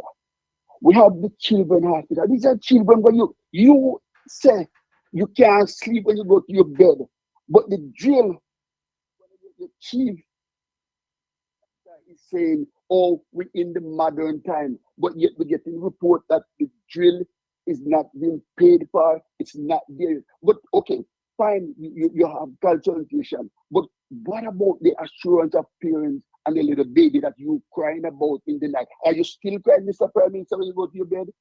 Look, I think about the children of Jamaica every single night because they are our future. And if we don't protect them, I didn't ask you that. That's not what I asked you. You asked me if I go to bed and still cry about the children. The Bustamante Hospital I'm talking about. I didn't talk about the Jamaican children. I'm talking about a specific children.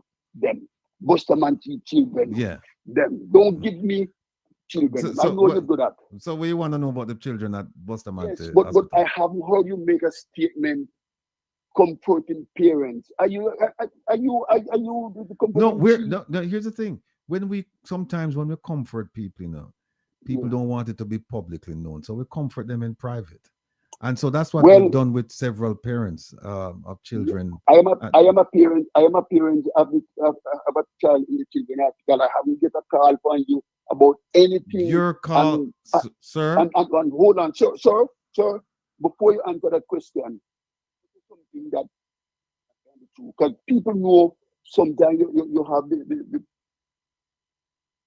give a lip where this statement spoken about your lip, you get one house, you were banned at one house and two houses. So we don't want that. So don't say anything.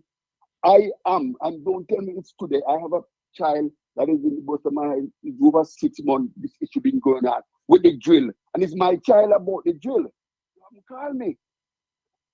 You cannot talk about you doing. You can't call other people. I am the child with the drill. You haven't called me. I say anything. What's going on? What is the question, sir? The question is, where your compassion? We know you don't. We know you only give prosperity compassion to. Yeah, no, sure. I said to you before. I don't want to put word in your mouth. I said to you, be careful of what you say because I am the parent with the child, and you haven't called me. And don't tell me about compassion because you don't understand that. Same way you don't understand prosperity either. So don't use word. You use word, and everybody in Jamaica know you use word. But this is not in Parliament today. You are answering to people who live in your ear are gonna vote for you, who were thinking, but come on, man. You're not even, so what is the question?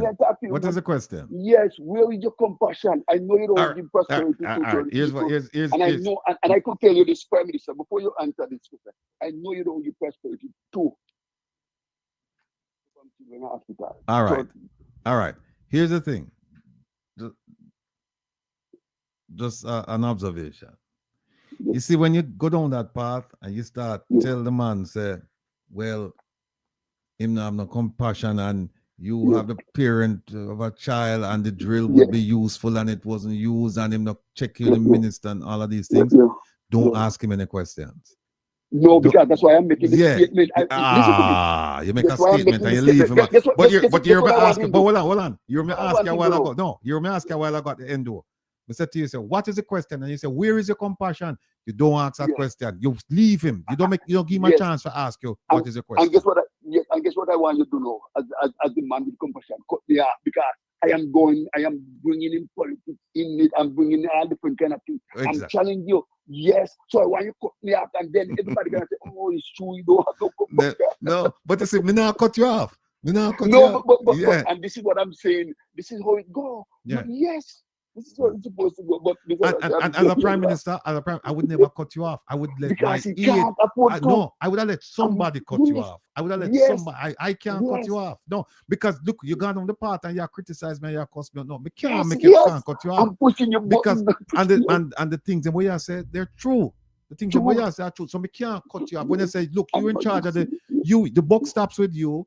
You have these people here, and you tell us say you have meetings with them you have cabinet meetings, and so on, so on, so on, so on, so on. So you're supposed to know. So we can't argue with you. So then at that point, no, you just cuss me out. Then you're going in your statement about saying no compassion and me no know me and doing that, and then you just leave. So me and you play the game at the same time because you want me to cut you off now, so you can't say.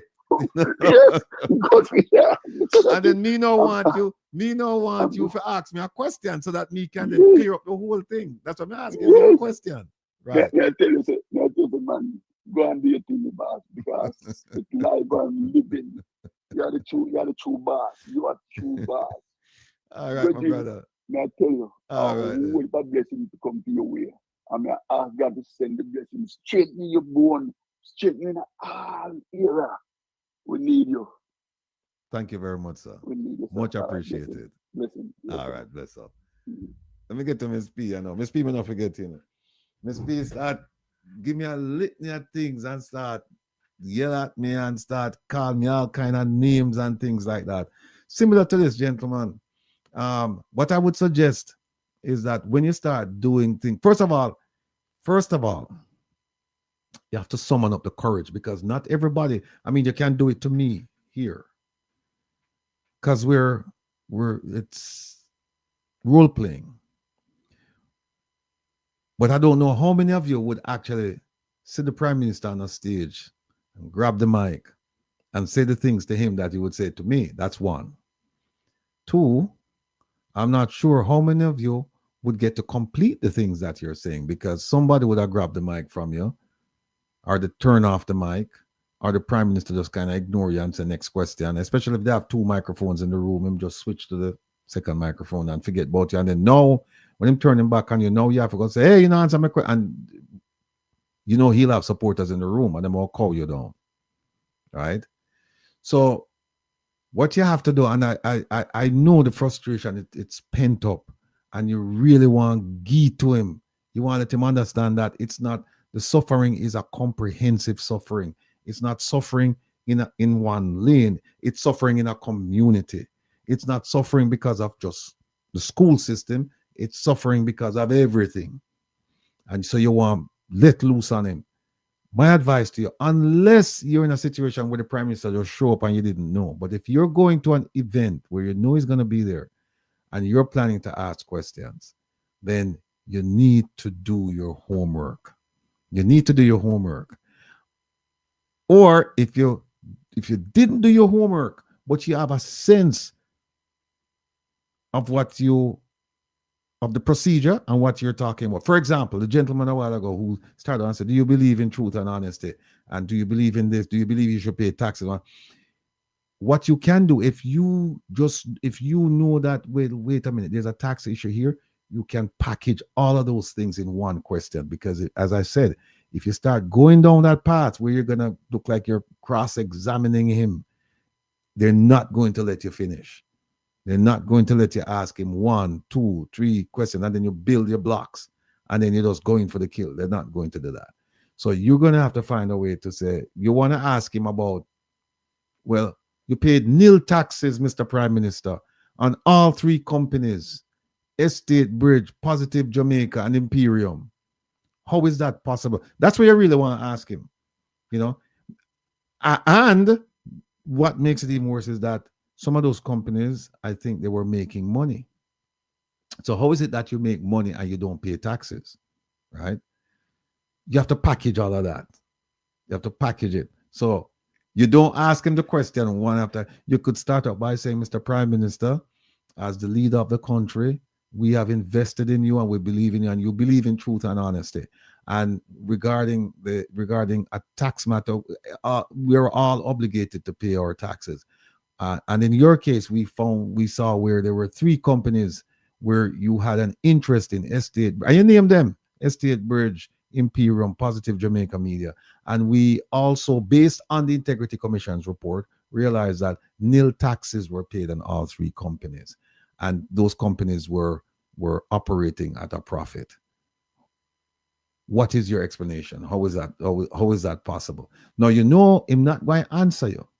But you have made it clear to people that, hey, something is wrong here. How can our prime minister have 3 companies making money? I'm not sure if all of them made money, but some of them made money. And you say that's 3 companies, right? And they paid nil taxes. In fact, you know, if I recall correctly, I think the Integrity Commission was saying that they were all making money, or they should have filed some taxes. And he said, then how? So you leave people the impression that, you see, there's corruption going on here because the whole we have to file our taxes, you know, and yet I want to file the taxes accurately, and yet we have a prime minister who put this Integrity Commission into business, and he's in charge of this country.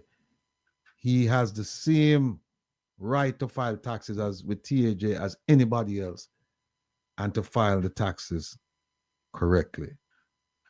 How is it that a man with all of this support around him, because remember him have accountant, him have lawyers, all, how is it that he's able to file nil taxes and him make money?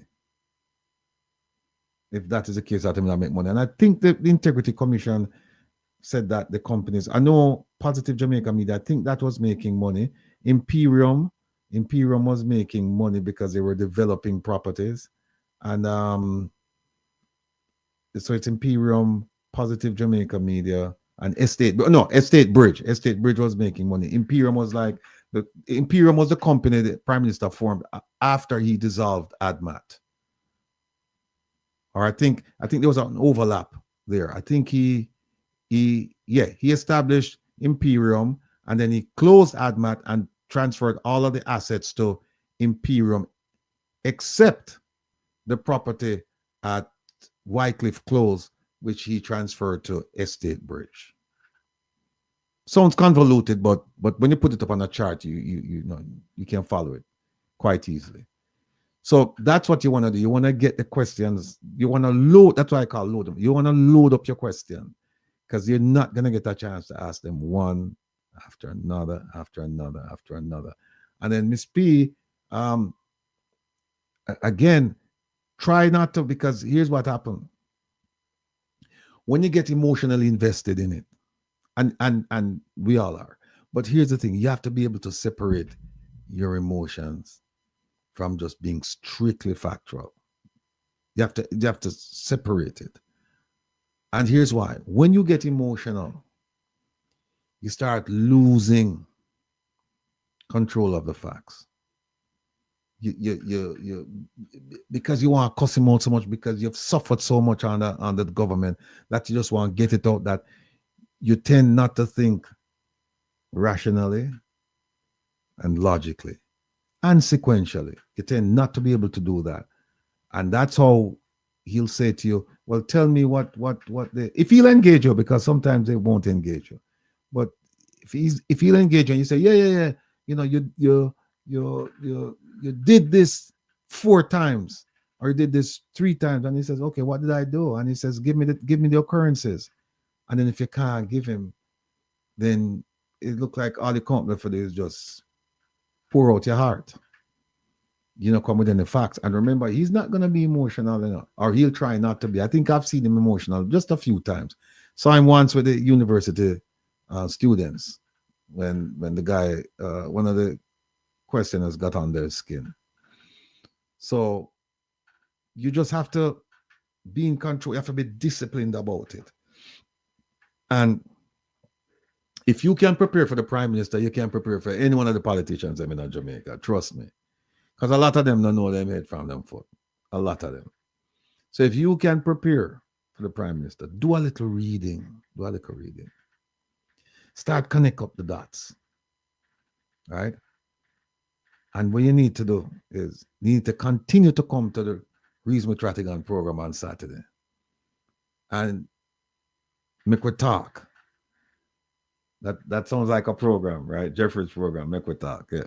But you make we go over this thing, and we'll practice. Even on this program, we just practice. Like Shirley said, we just practice. Because the interest is there. And I know that you're going to get it right. I know you're going to get it right. And believe me, believe me when I tell you this, my people, them brain are bigger than Philly.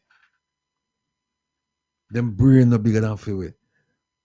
The difference is that they fooled us into thinking that that's the case. But remember what I've always said. Mark Twain said it best. It's easier to fool people than it is to convince them that they have been fooled. And that is the taking off the mental chain part. To convince you that you're no longer a slave to what they say to you. And some of us, not this group here, because we are bright people around here, and we are take steps to become even brighter. But some people, they can't remove the mental chain, and part of it is because they haven't been exposed to conversations that will cause them to release that chain. They haven't. They've been battered, they've been bruised, they've been cajoled, they've been convinced into thinking that these people, that them politicians that they worship as demigods, that these people have bigger brains, them got big school and them bright. Them not brighter than you. They're not brighter than you. Because here's what happened. You have something that all we have. And that is common sense. You have something, all we have it, common sense. And if you just apply the common sense reasoning, if you just focus on who, why, what, where, and when, you're well on your way. Those 5 questions or words that you use to start a question with. Those 5, if you just do a little bit of research, them can't handle you. They cannot handle you. Because once you start using those 5, along with a little research, and then you start connecting the dots, you start doing a little bit of analytical thinking, a little critical thinking, you mash them up, man. Mash them up. And remember, you don't have to go to school to be educated. I'm not saying you shouldn't go to school, but I'm saying just because somebody not go to school, that don't mean they're not educated. Going to school is just one form of being educated. It's not the only way to be educated. Caller, good night. Welcome to Come Reasons Rattigan. Where are you calling from? Yeah, I'm me again, my Miss P. Good night. I want to go ahead. Yeah. I want to tell my classmates, say remember Saturday, the 21st, I want to meet and greet. So those of us on the chat, make sure that we did it. Rain and shine, we'll be there. Right?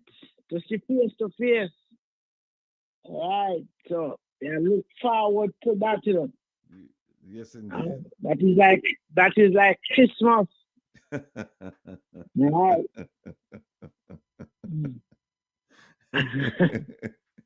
That is like Christmas. I take out all my clothes already. I press all my clothes already. All right. We expect all of you to be out there because, like I said, this is going to be, it's a first of its kind. This scale of it has never been done in Jamaica. And it's all for the people of Jamaica. We're not doing this because for self-aggrandizement, because we want to big up our chest and say, we do it. No, we're doing this because we want to see some benefit come to the Jamaican people. Benefit that is long overdue, but the government is not providing. And this is a governmental function, you know. This is a governmental function, but it's also our function. But here's the thing. A parent cannot teach a child about civics if the parent doesn't know about civics. So what we're doing is, like I said, it's generational. We are teaching, come Saturday, we're teaching both generations. We're teaching the parent and the child.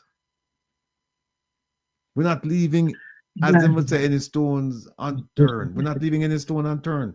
We're saying, no, let's bring everybody under this big tent and let's just go ahead and just start the class and get the information into people so that they can process, they can analyze, they can think for themselves. And no, I'm telling you, when you realize how much power you have under this bastardized constitution, bastardized as it is, you have powers underneath it.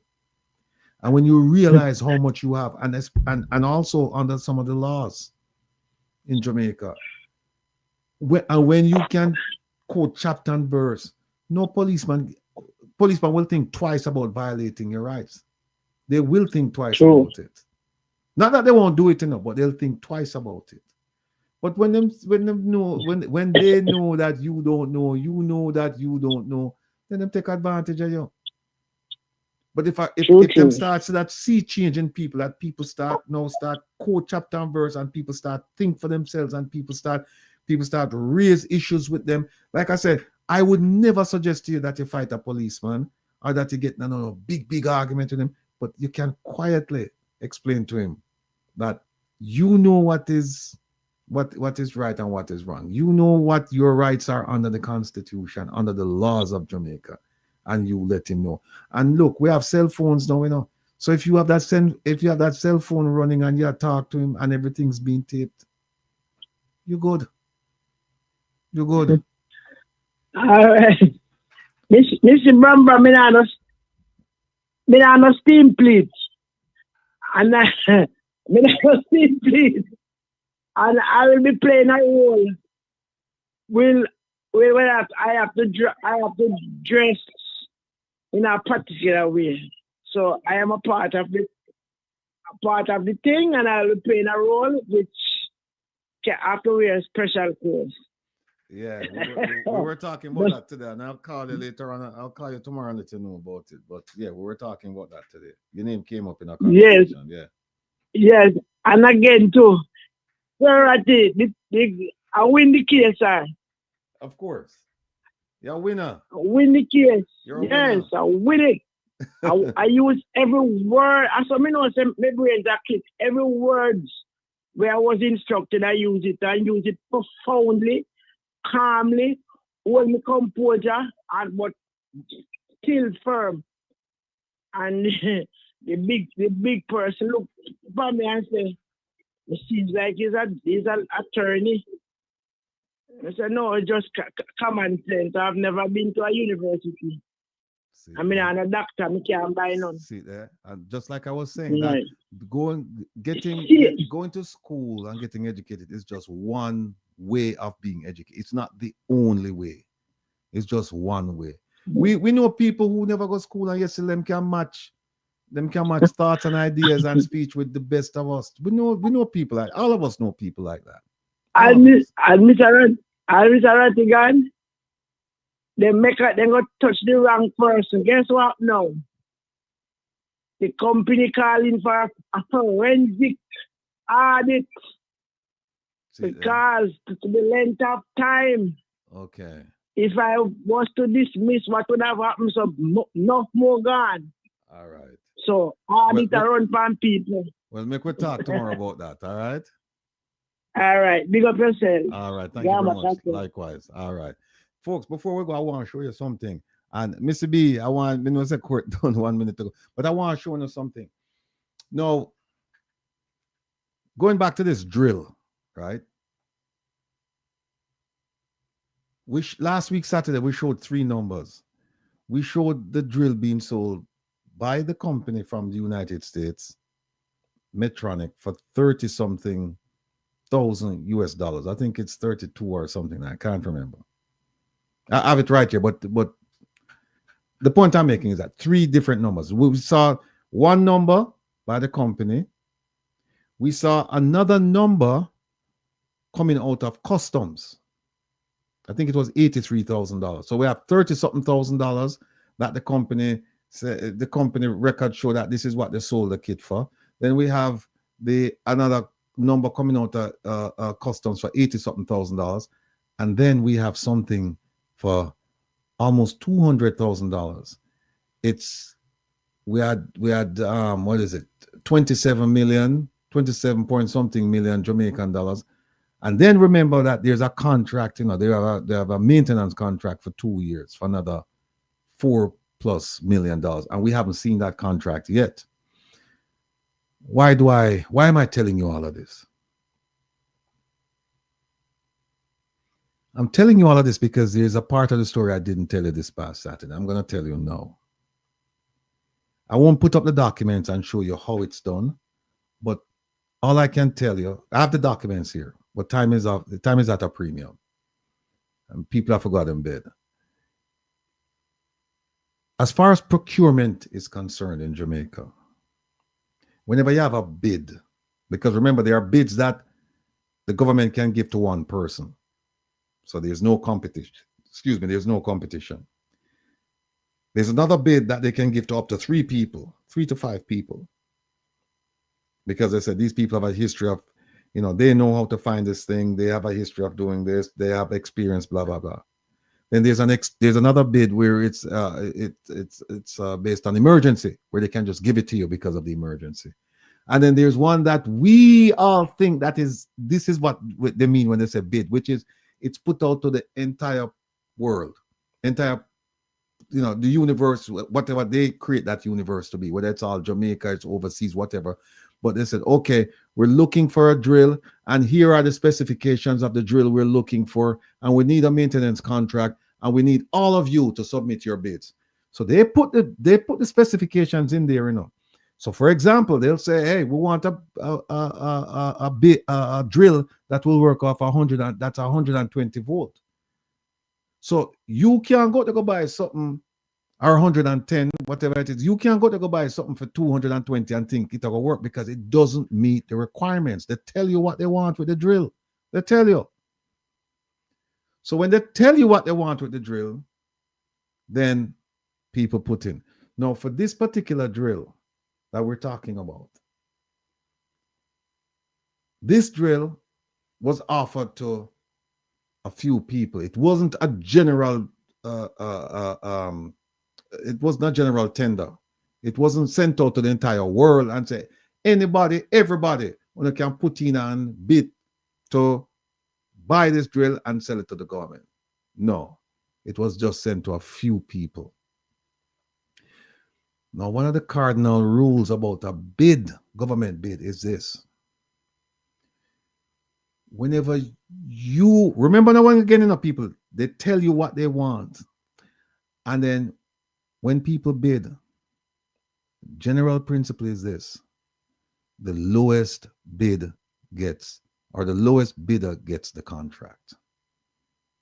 It's that simple. And it says so in the Procurement Act. And if anybody disbelieve me, next week or so, I can show you where it says so, that it's the lowest bidder. And it makes sense. It makes sense. You put it out and you say, I want, the government needs a truck.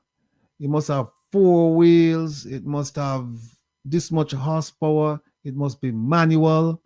It must be this. It must be that.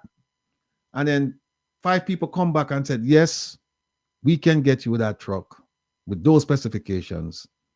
Here's how much it's going to cost you. And then the government will look, and naturally, they take the lowest bidder. Why would you take the highest bidder? When all of them are doing the same, all of them say, yes, we can get you this particular truck you're looking for. Why would you take that? No, that would be a misuse of government, of taxpayers' funds. That would be a misuse of it. So with the bid, with the drill, I want all of you to understand this. There was a bidding process for the drill. It wasn't a bid that was offered to one company, to Meditech. It was pushed out to about 3 people, 3 to 5 people. Not a big group. And there was a high bid and there was a low bid. Take a look at this.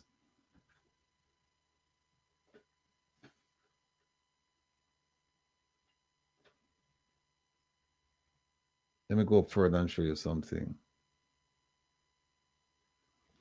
See, that's coming from SARA, Southeast Regional Health Authority. And what they did was they put out a report regarding the same drill. Here it is right here.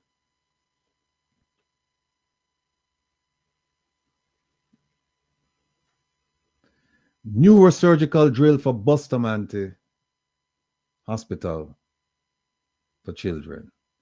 And you see the date, May 13.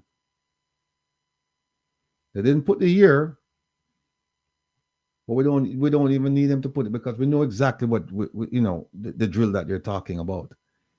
And here it is that they start talking about. Look at this date right here. This date right here, April 23rd. And why is that so important? Look, they said, this is a report from SARA. They said the board chairman of SARA, along with other senior officials, met today, and they put the date right there. The date is Wednesday, April 23rd, 2025. So we know May 13 is 2025, right? And they met with whom? Dr. Alfred Dawes, spokesperson on health and wellness for the People's National Party. And it says the meeting focused on matters concerning questions that had been raised regarding the acquisition of a neurosurgical drill for the BHC, which were perceived by some as allegations of corruption. Good. Now, focus on, you see where you say the blue. There you go. I want to make sure I see this properly. All right. Let's start with, let me change the color so you can see where I'm going. All right, let me start with red. Okay. See, let's start right here. See this? It is important. I want you to start reading from there. Oh, it's 3 people. So it's it is important to know that the SARA, Southeast Regional Health Authority, engaged in a competitive bidding process, and how many suppliers expressed an interest? 3. Here they are right here. And 3 suppliers expressed interest by submitting proposals. 3 people, 3 companies. Here it is, from a low of approximately 12 million Jamaican dollars to a high of over 50 million. So now we know the number. So here's where we are now. The lowest bidder was 12 million. The highest bidder was over 50. 3 people. 1, 12. Second one, over 50. How much was the contract for? 31.5 million. So that is the second bidder. 3 bidders. The company that got the contract was not the lowest bidder, because they bid and the contract was in the amount of $31.5 million. Yeah? Here it is, if you don't believe me. Before we leave this page, remember, SARA said there was a competitive bidding. 3 companies submitted proposals. 1 company bid 12 million. 1 bid over 50 million. They didn't tell you about this other one, and that is Meditech. They bid 31.5 million. How do we know this? Let me show you. Let me show you the contract.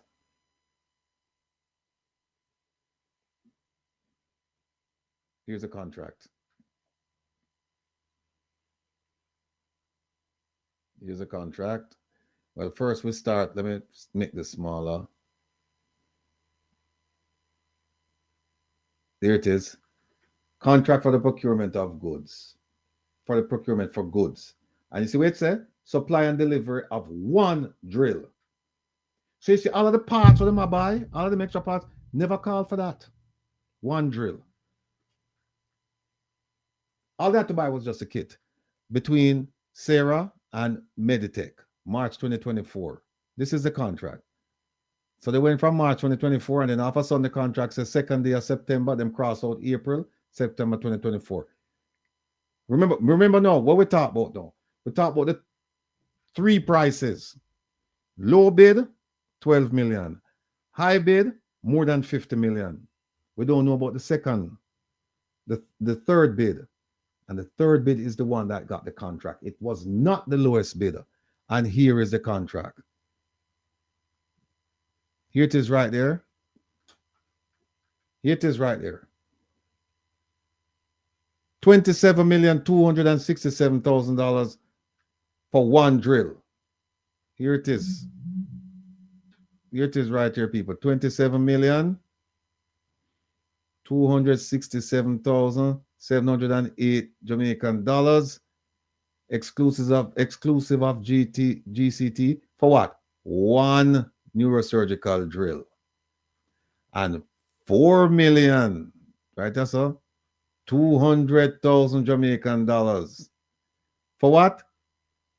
2 years preventative maintenance service. Right? 28 and 4. 27 and 4, that's 31. Right? It come up to 31, I don't know, but 30, I think it come up to 31.4 million. That's what it come up to. Let me just add it up here. Let me add it up here. Was it 27,200? 27,267,708. Yes, 27,267,708. And you add 4.2 million. That come up to 31. I was right. 31.4 million. 31,467,708. That was not the lowest bidder. That was not the lowest bidder. There are three people who made bids. One was 12. Why did they never take the one for 12 million? If it's the same specifications, why? We don't know. It was not the lowest bidder. So I want to leave that with you. We'll come back to it some other time, because then I can show you in the Procurement Act where it says that when you have these types of things, you take the lowest bidder. And I won't even tell you about my experience with these things overseas, because people will say, well, that's a foreign, that have nothing to do with Jamaica. So that's why we will stick with Jamaica and we'll go to the Procurement Act and I'll show you. So, my people, midweek, 4+ hours. Me waiting on the national. Okay, all right. Where is it? Hold on 1 second, Mr. B, because you know them take it. Let me move this. Oh, before we do that, Mr. B, I want to show you something. Where is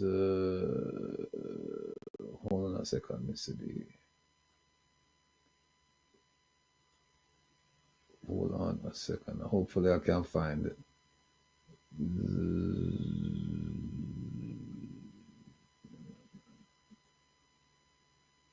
Okay, here it is. All right, Mr. B, I have the national song. That's what I'm calling it.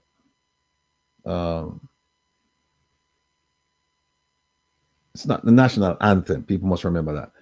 But here's what you have. Here's your choice this Saturday now.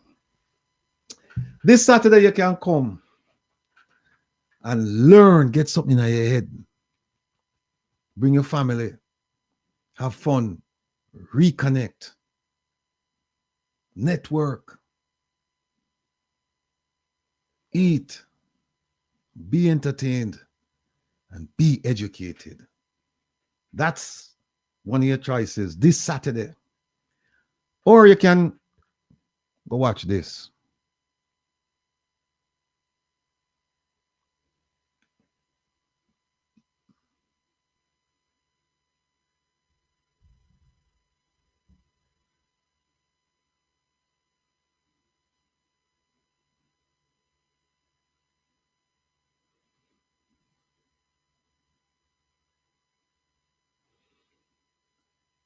I could go back a little bit. I think the first one.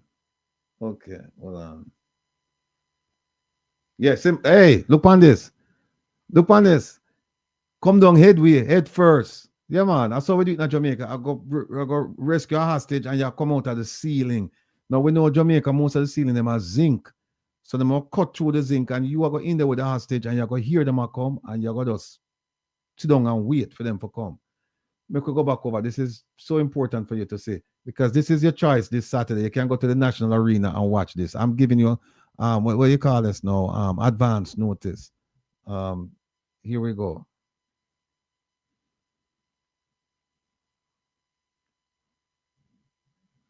Yeah, man. Straight down on your top. Mm-hmm.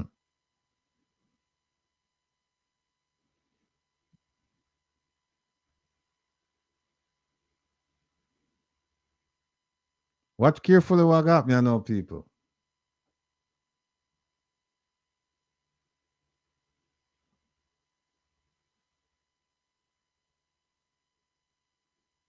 Watch it. Watch out. Watch out. Watch out. Look what you switch party eyes there. Him eyes down upon him belt. You know. Both of them eyes down upon the belt. But him have gone a come rescue hostage. More repelling out of ceiling. Yeah, man.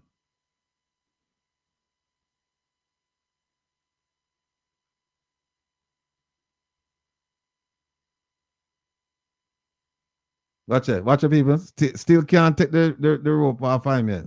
The wire off. Watch it. And look for him eyes there. Down on the belt. Look for the one behind him.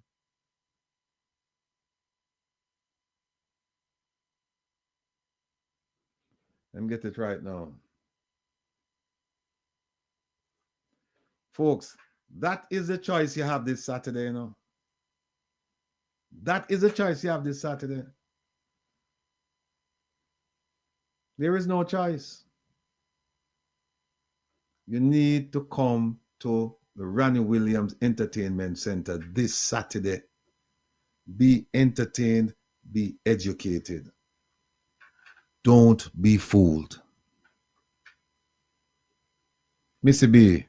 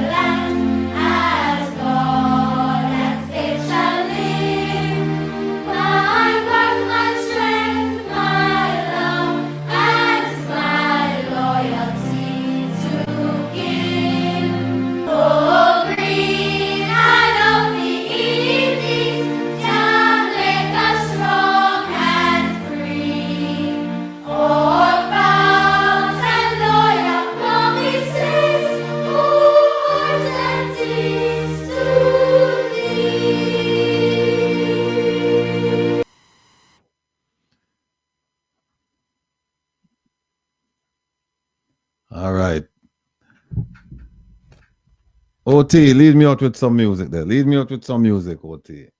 People, look, it's been fun. It's been my pleasure. And I sincerely thank you for coming out and spending the time. You didn't have to be here. You could be anywhere else. But you decided to be here with me. No, what we're gonna do, because I don't hear OT. OT left me and gone to her bed. So let me see how this works. Here we go.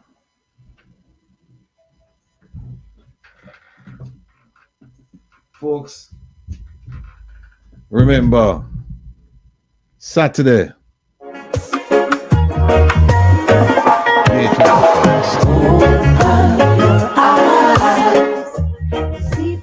Come.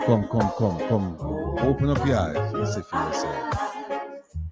Open up your eyes and know for yourself. So until then, take care. Be well. Stay safe.